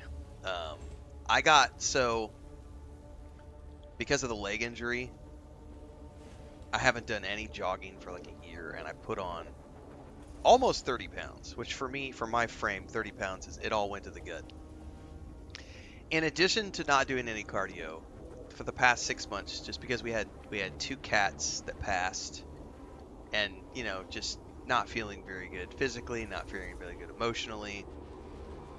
I abused Coca-Cola over the past 6 months because the guys who sell water, because we buy these big water containers for drinking water, they come by twice a week. They also sell cases of these little mini Coca-Colas and milk and other things. And I got addicted to these little, they're like, I can't remember if they're 300 milliliters or 600 milliliters, but they're little plastic Coke bottles. I got addicted to those things just for, you know, I'm not feeling very good emotionally. I'm not feeling good physically. Sugar makes me feel better. Let's drink one of those a day. And that did not help contribute. So I have stopped drinking those about 2 weeks ago. And I had my first sip of Coca-Cola yesterday with lunch. Chris opened one because she had one yesterday. So she opened one, and she poured like 3/4 into a glass with ice, and I just took what was left, and it was like 3 slugs of Coca-Cola. And I tell you what, that was legit. It was legit like a hit. It was a good hit, man. Like 3 slugs of Coke was just like, I mean, I felt it throughout my whole body. It was just like, oh, like orgasmic pleasure from drinking 3 shots of Coca-Cola. That shit's dangerous. Sugar, like, just because the dopamine hit is so legit. So that's been hard for me, but yeah, I'm on a trying to do no sugar at all, or no Coca-Cola sugar, and it's been really hard. The first like 5-6 days, I haven't wanted to like bite my fingernails since I was a kid, and I've been like wanting to quit. You know, it's like the urge to like chew on something, and it's like I haven't had these types of cravings since I quit smoking years ago. Like, it's legit the same type of cravings I had when I quit smoking cigarettes. I'm having trying to quit Coca-Cola. It's like your body is just like, but it's so good. Oh, just have a shot. Just crack open a little ice cold Coca-Cola on a 95-degree day with lunch. The crackle of the ice cubes as the Coca-Cola hits it. That little fizz that goes away. The way it kind of tickles your nose when you take a sip. Diets suck. Oh, take away all the good things in life.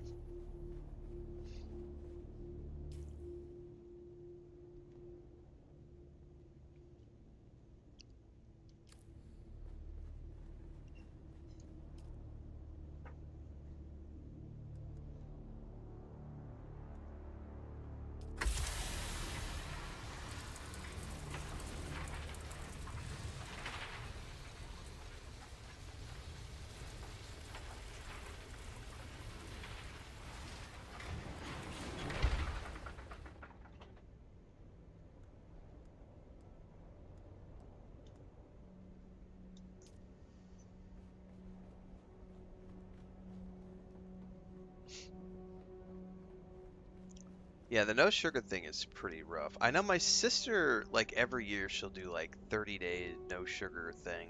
like in January or February. My sister-in-law did like 90 days this year when she was training for her 5K runs. And I gotta say, like, that's legit. Like, trying to go no additional sugar is hard because depending on where you live, like most foods, at least processed foods, most things you buy in the store are going to have additional sugar in it. It's really, even like Gatorade has sugar in it. Like, you have to specifically look for sugar-free Gatorade.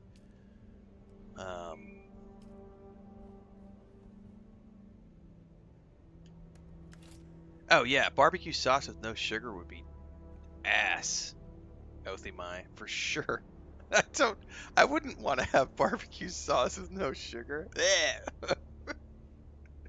It's just, that's like when where did that go? Did Dribrom say that? I think Dribrom said something about drink Coke Zero, and I'm like, I'm not gonna drink sugar-free stuff. Like, no. Certain things are meant to be done with sugar. I can't do it without sugar.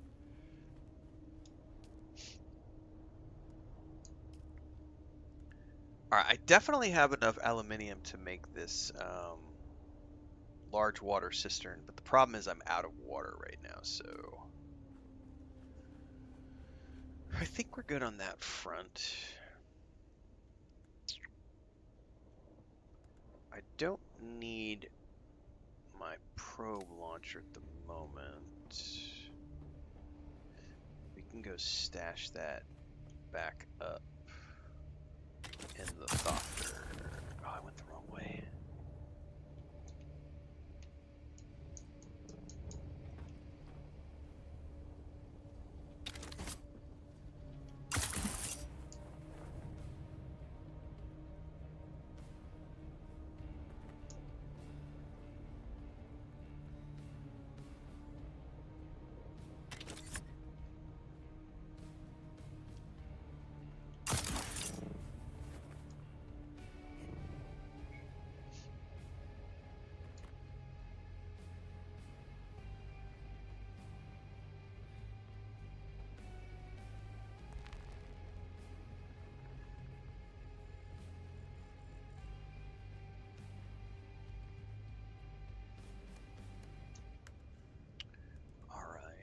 Let's go ahead and drop a couple of these in here so that she's good to go storage wise. Let's drop this out, re-equip that.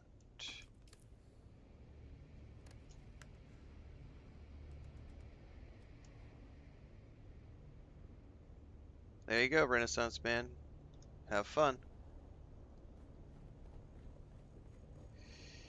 Yeah, I probably have a sodium consumption issue, Tombs, but my doctor hasn't ever told me to like worry about that yet. But my wife is always like, Chris is always on to me about, I put salt.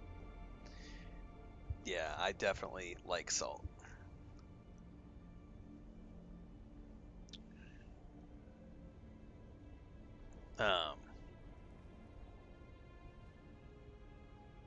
I definitely like my salt.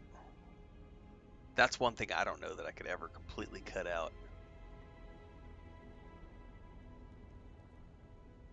I can't even, like, trying to eat a steak with no salt, or like a baked potato with no salt. Ugh, no. Sorry. Like, the whole point of Gatorade too is to electrolytes, you know? Or, you know, Powerade, that kind of stuff. Like, it has salt in it specifically for the electrolytes, but you really, you know, if you're not an athlete, or if you're not working physical labor, you don't need to be chugging down electrolyte drinks anyway. Drink water, squirt a lemon in it, iced tea. Do I need to repair anything, or am I good to go? I think I'm good to go.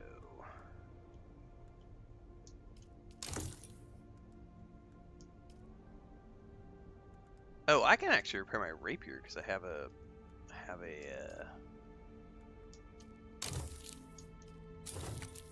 schematic for it.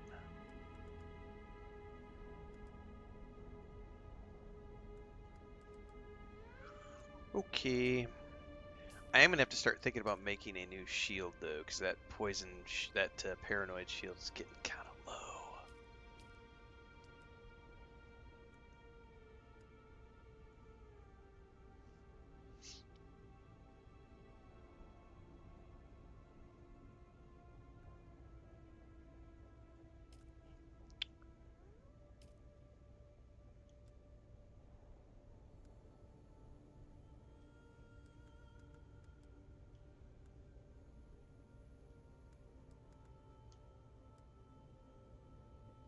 3 points for vehicle scanning. I'll hold off on that then. Probably put those points in.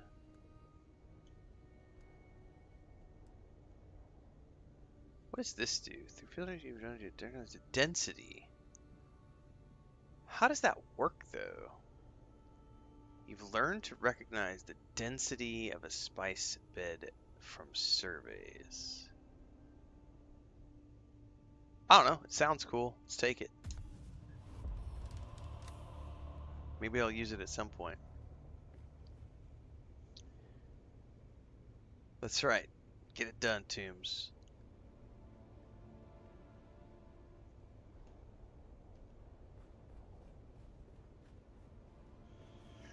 Alright, I can't do any production right now due to waiting on water. So, I need to think about what I could realistically work on right now. I can go do interior decorations if I need to. Do I need to do any other production? I know we're going to make the large cistern is the #1 thing that's on my next agenda, and we're almost there. I just need another 35 duraluminum ingots, and I've got the cistern. What's after the cistern?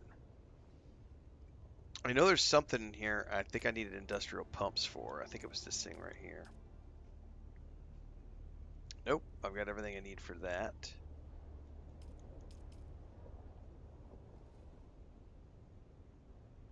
And I've got everything I need for that too. Because I've already got the spice melange saved up.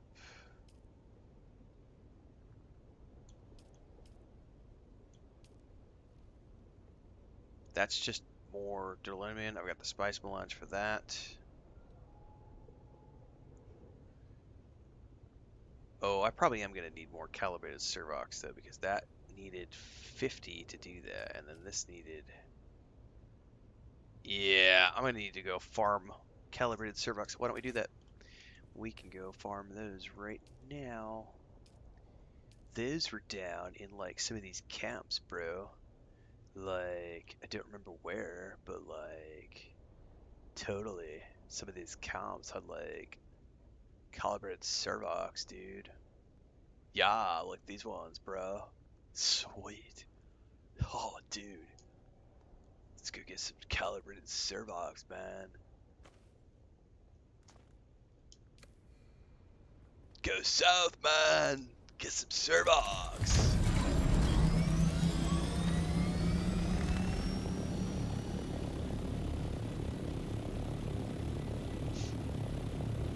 Cause I'm gonna need a bunch.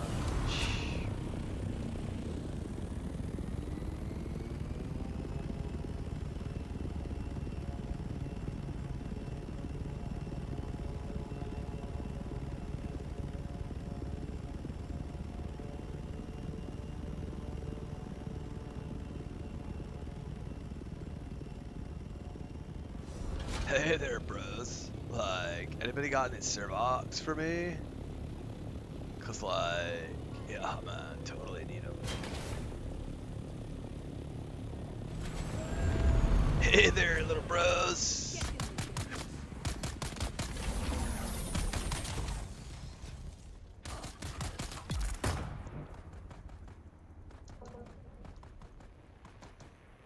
Do I not have any? I do. Why didn't it let me use them?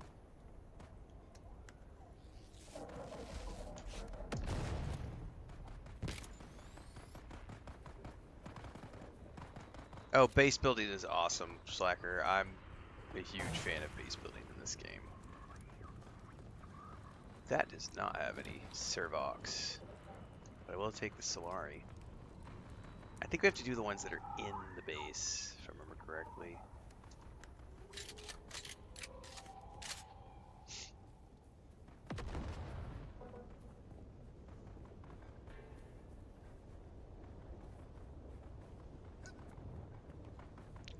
I think they're the ones that are inside, like the building. Someone's here. Grind shot.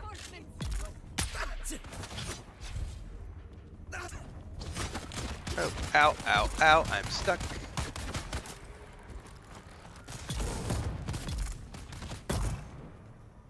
Do do do do do do do do do do.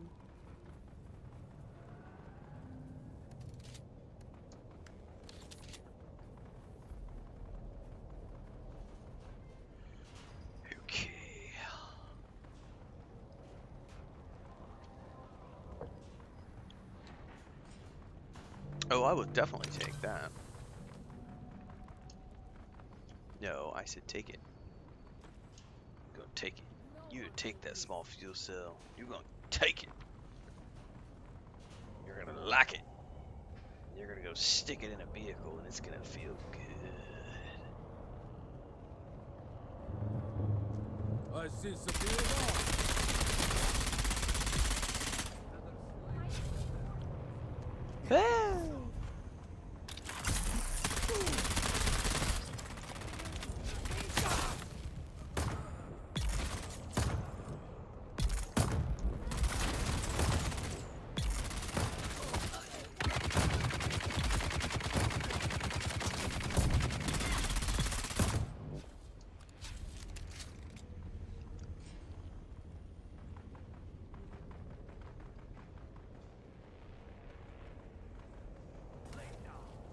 Space Beaver? That's definitely a name, that's for sure.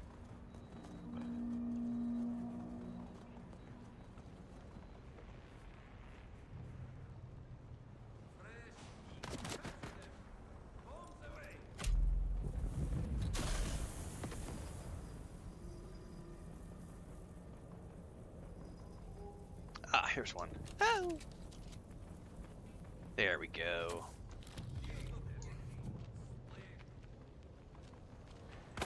Hi, guys.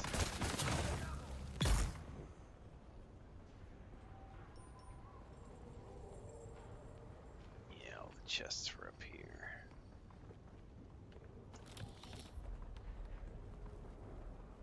There's the pentashield.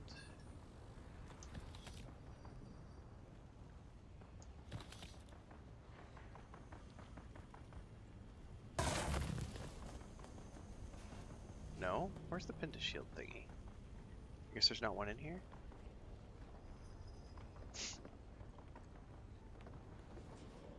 Where did I miss? There it is. Because it was an orange one. Red, sorry. Was not the right one?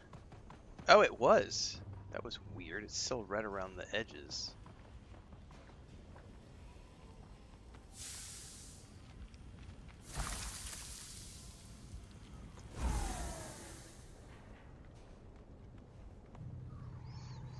Oakley dokley. We can go to the next one over and probably find some more.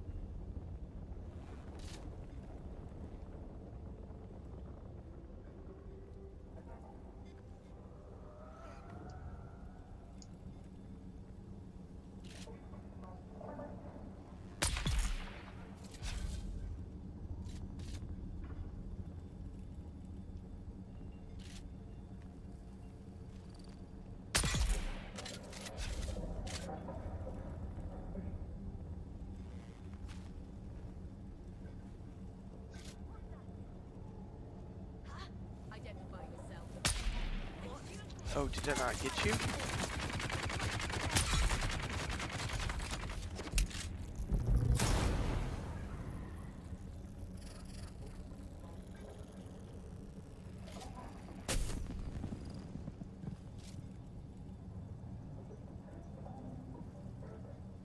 Are you gonna come up and around and try to eat me?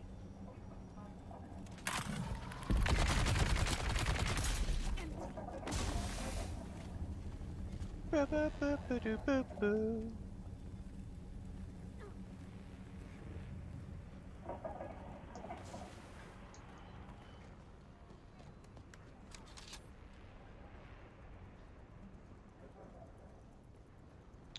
That's the pentashield door.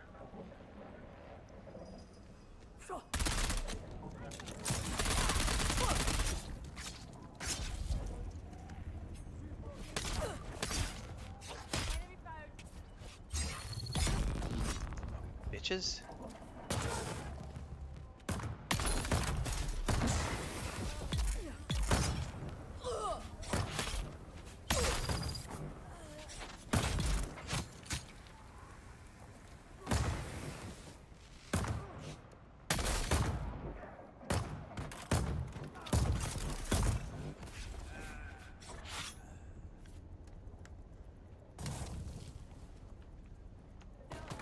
Out! Somebody else up here.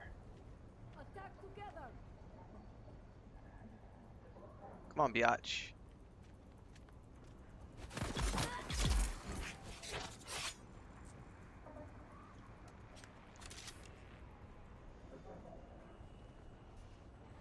Do do do do do do do do do do do do do.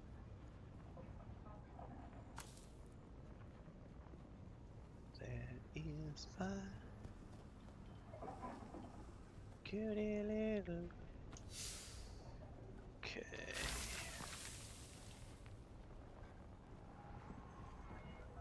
Any chest is up here.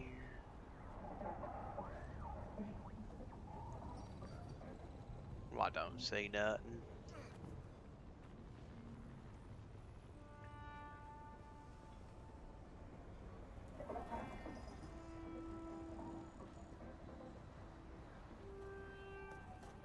Ooh, hello. That's what I'm looking for right there. And I'll take that right there.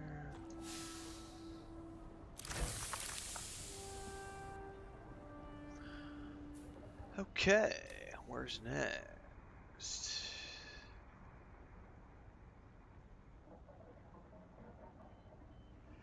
Man, French fries are tasty. Why you guys gotta mention French fries?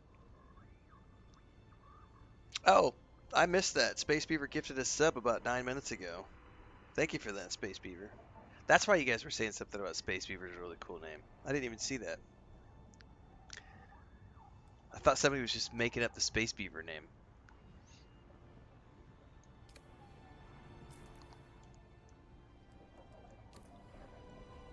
Alright, we've got probably another one of these we could hit over here, right?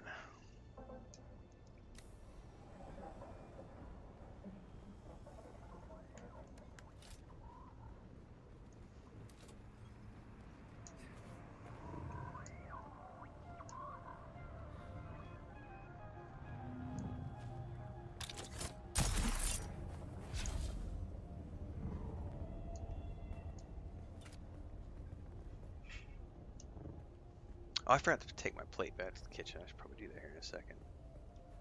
Matter of fact, before I go anywhere, let me do that, because I hear Chris doing dishes and I forgot to take my plate back. I'll be right back.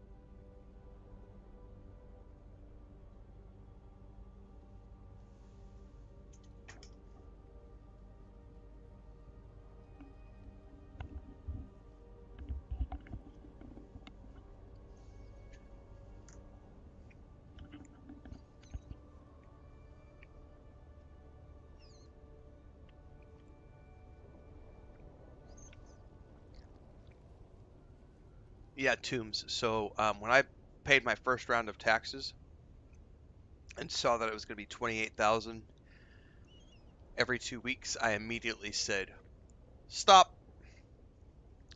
Everything I make from here on out needs to go towards my taxes." And so I started stockpiling all my currency. But I will also say that once I started doing the deep desert testing stations, the solo ones, which was 2 days ago, I have been pulling out enough coin. You run 5 of those, you get about 5,000 coin per, just in coin. So it's about 25,000 credits to run 5 of those. Takes me about an hour to do that. Not even, it's more like 45 minutes. And then on top of that, any of the schematics you get out of there, I've been selling those schematics from anywhere from like 5,000 to like, I've had a couple that I've sold for 30,000. So once you get to the point where you can start doing the deep desert solo testing stations in row A, money's not an issue anymore. I now have like 250, 300,000 stored. And I was stressing about money up until about 5 days ago because I was like, where am I going to get coin, to pay my taxes? But I did have about 150,000 stockpiled, and in like 3 days, I've got like another 150,000. So it has started to come relatively quickly now, and I'm no longer concerned about money.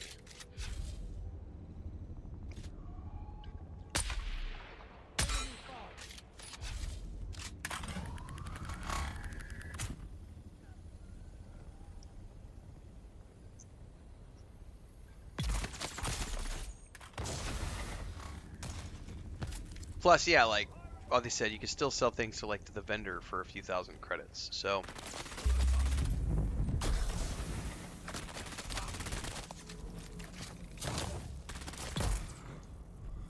but anyway, yeah, because I owe basically 60,000 a month in taxes. So I have definitely needed to worry about it.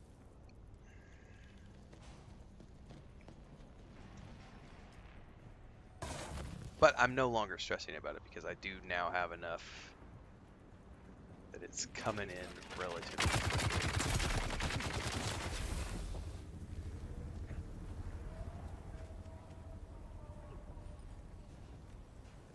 But I did have a moment where I was starting to panic, going, "Oh my God, I'm gonna have to pay 30,000 in taxes every 2 weeks, and I was like, I'm out of contracts. I've done every quest in the game. How the hell am I gonna get money?"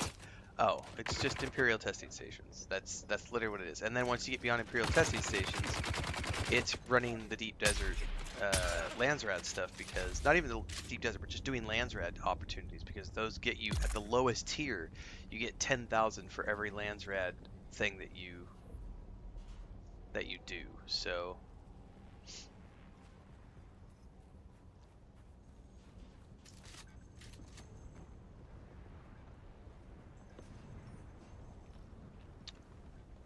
I mean, I guess that's one way to look at it. They become due and then you owe it, but then you owe it again in 2 weeks after that. So it's not really monthly. It's you owe something every 2 weeks. It might be delayed if you do it that way, but once you get into the rotation, it's every month you owe something. Every 2 weeks, sorry, every 2 weeks you owe something.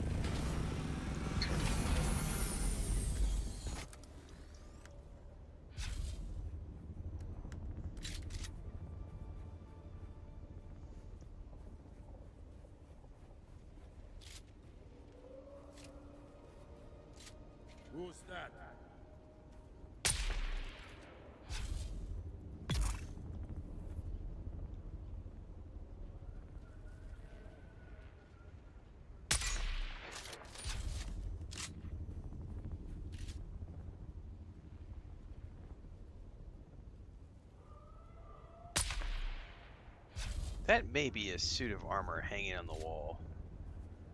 It totally is. I was like, that's not legitimately a bad guy.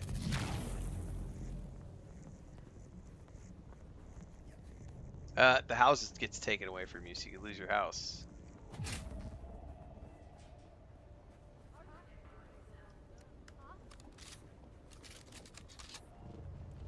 You'll fetch a fine price. You wait there. Reveal your show me what you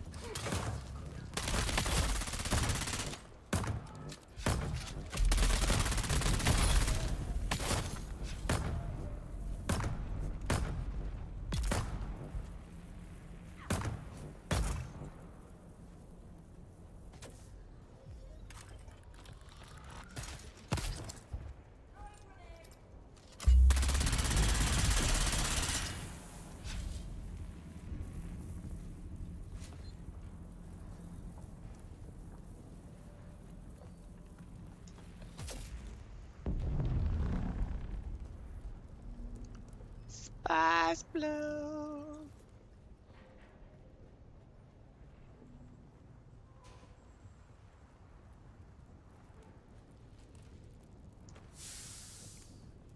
Ooh, intel that I didn't have.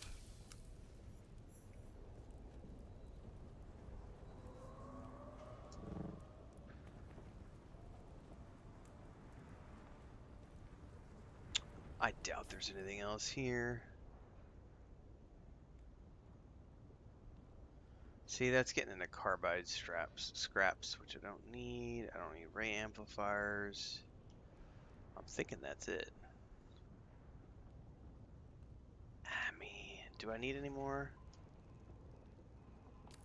Screw it, let's go do one more of these.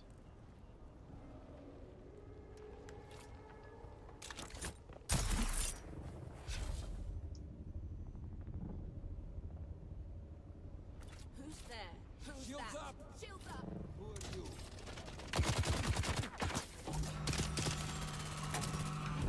Bye-bye.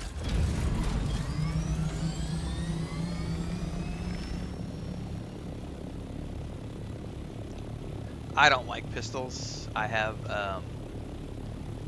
tendonitis issues, so the fewer pulls of the trigger that I have to do, the better it is for me and my health. So I don't like things that make me pull the trigger lots and lots and lots. I'd much prefer automatic weapons.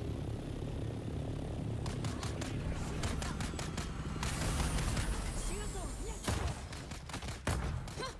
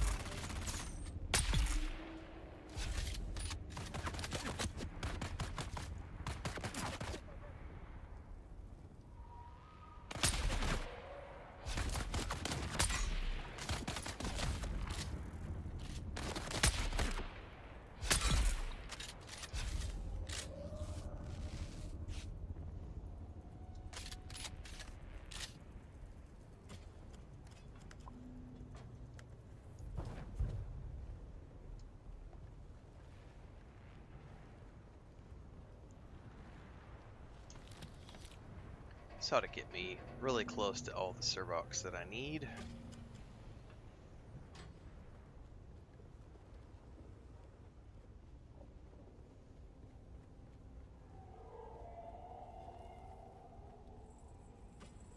Well, I'll tell you, in the end Imperial testing station that I ran this morning, that one room was filled with like 5 or 6 mobs. Every single one of them had a shield.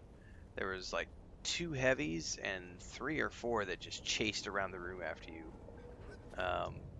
And my SMG was not cutting it. Like, I was not able to burn through their shields nearly fast enough. So I love my SMG, but I think it's because I was going up against Uh, stuff where my tier 5 SMG is just not quite cutting it anymore.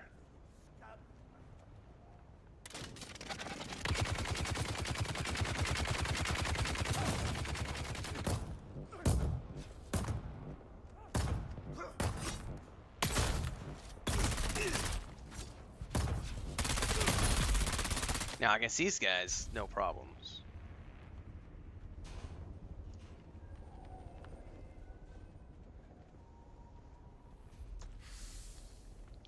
Ew, I actually got a ray amplifier too. Nice.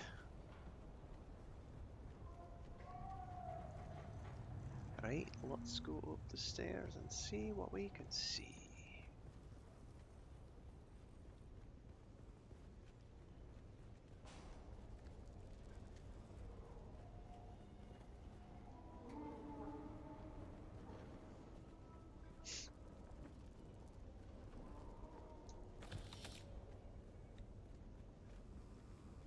Identify your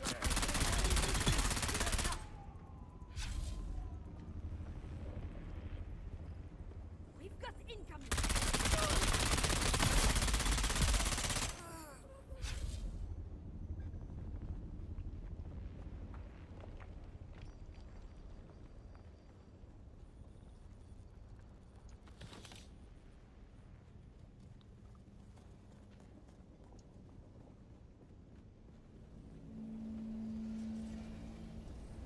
I definitely need those. I'll take it. Oh, Poodoo, I'm full. I may have to draw some stuff here in a second. Not yet, though. We still have another floor to check.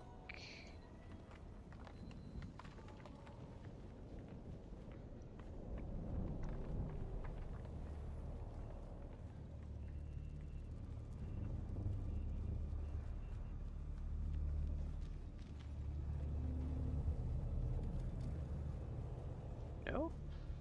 Really? Nothing up here. Lame. Ooh, there's a Sardaukar ship right there. Holy moly. Wonder if their flashlight shines up Sector here. weather alert. A large sandstorm is approaching. Oh, I wonder if I could take pot shots at their...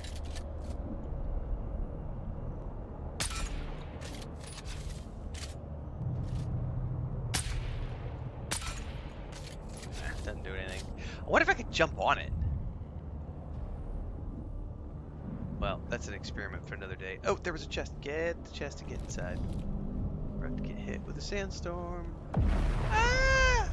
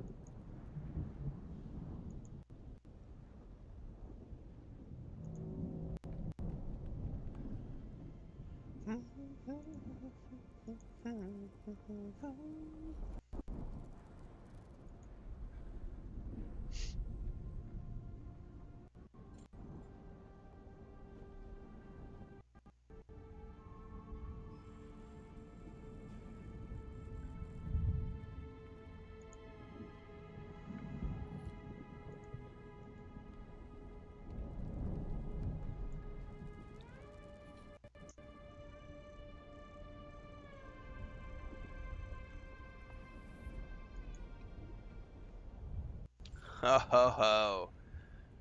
I gotta answer a comment here really quick.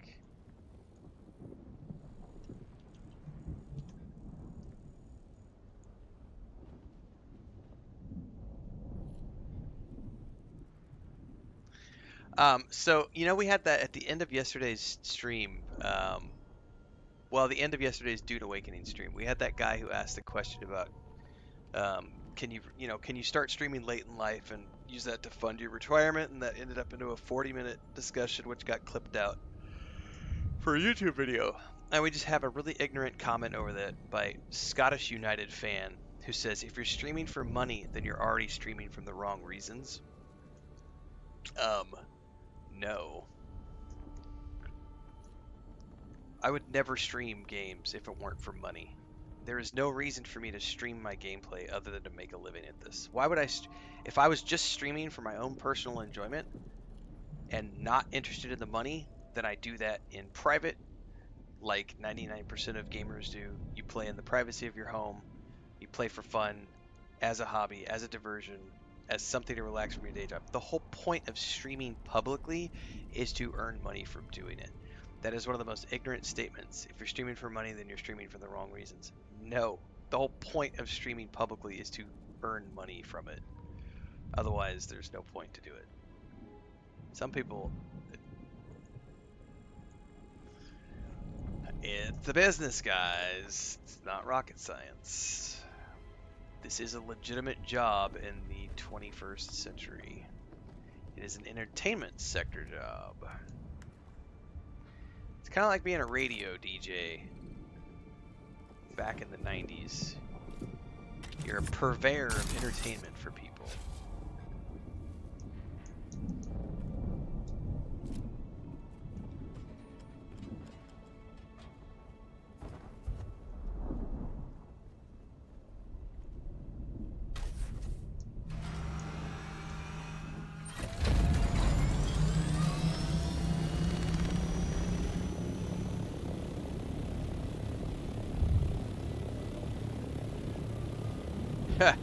That's true. There are people out there like, I'm an artiste. I don't do it for the money.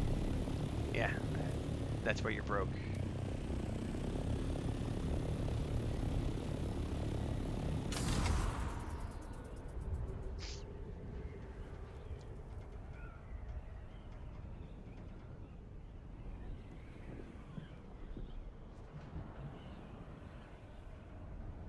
That's because that music is too much fun not to play.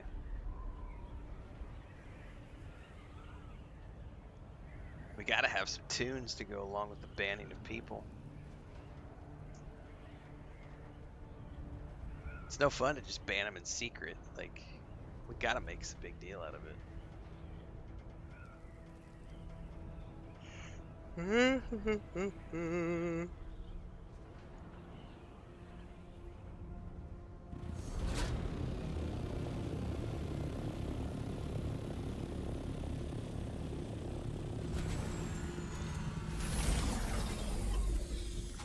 Alright, now that theoretically I should have close to enough Servox now. We may need to do another run another day for Servox, but because that was going to be to craft the, because I needed like 77. Yeah, I've got 265 now. Oh, I've got more than enough. I've got 70 for that, and then I'm going to need another 50 for that. That's 120. I got 265. Okay.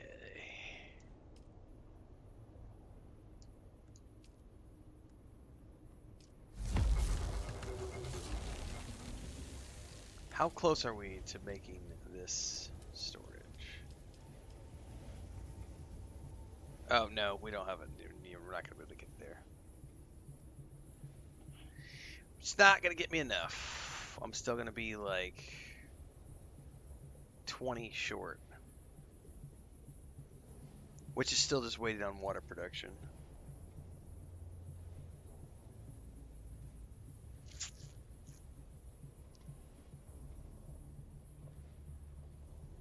Where am I gonna place this when I get it built?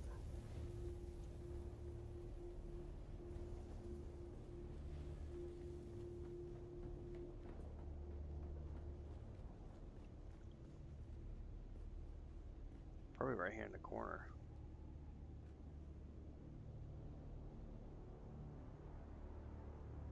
Matter of fact, I could probably move all three of those back here in the corner.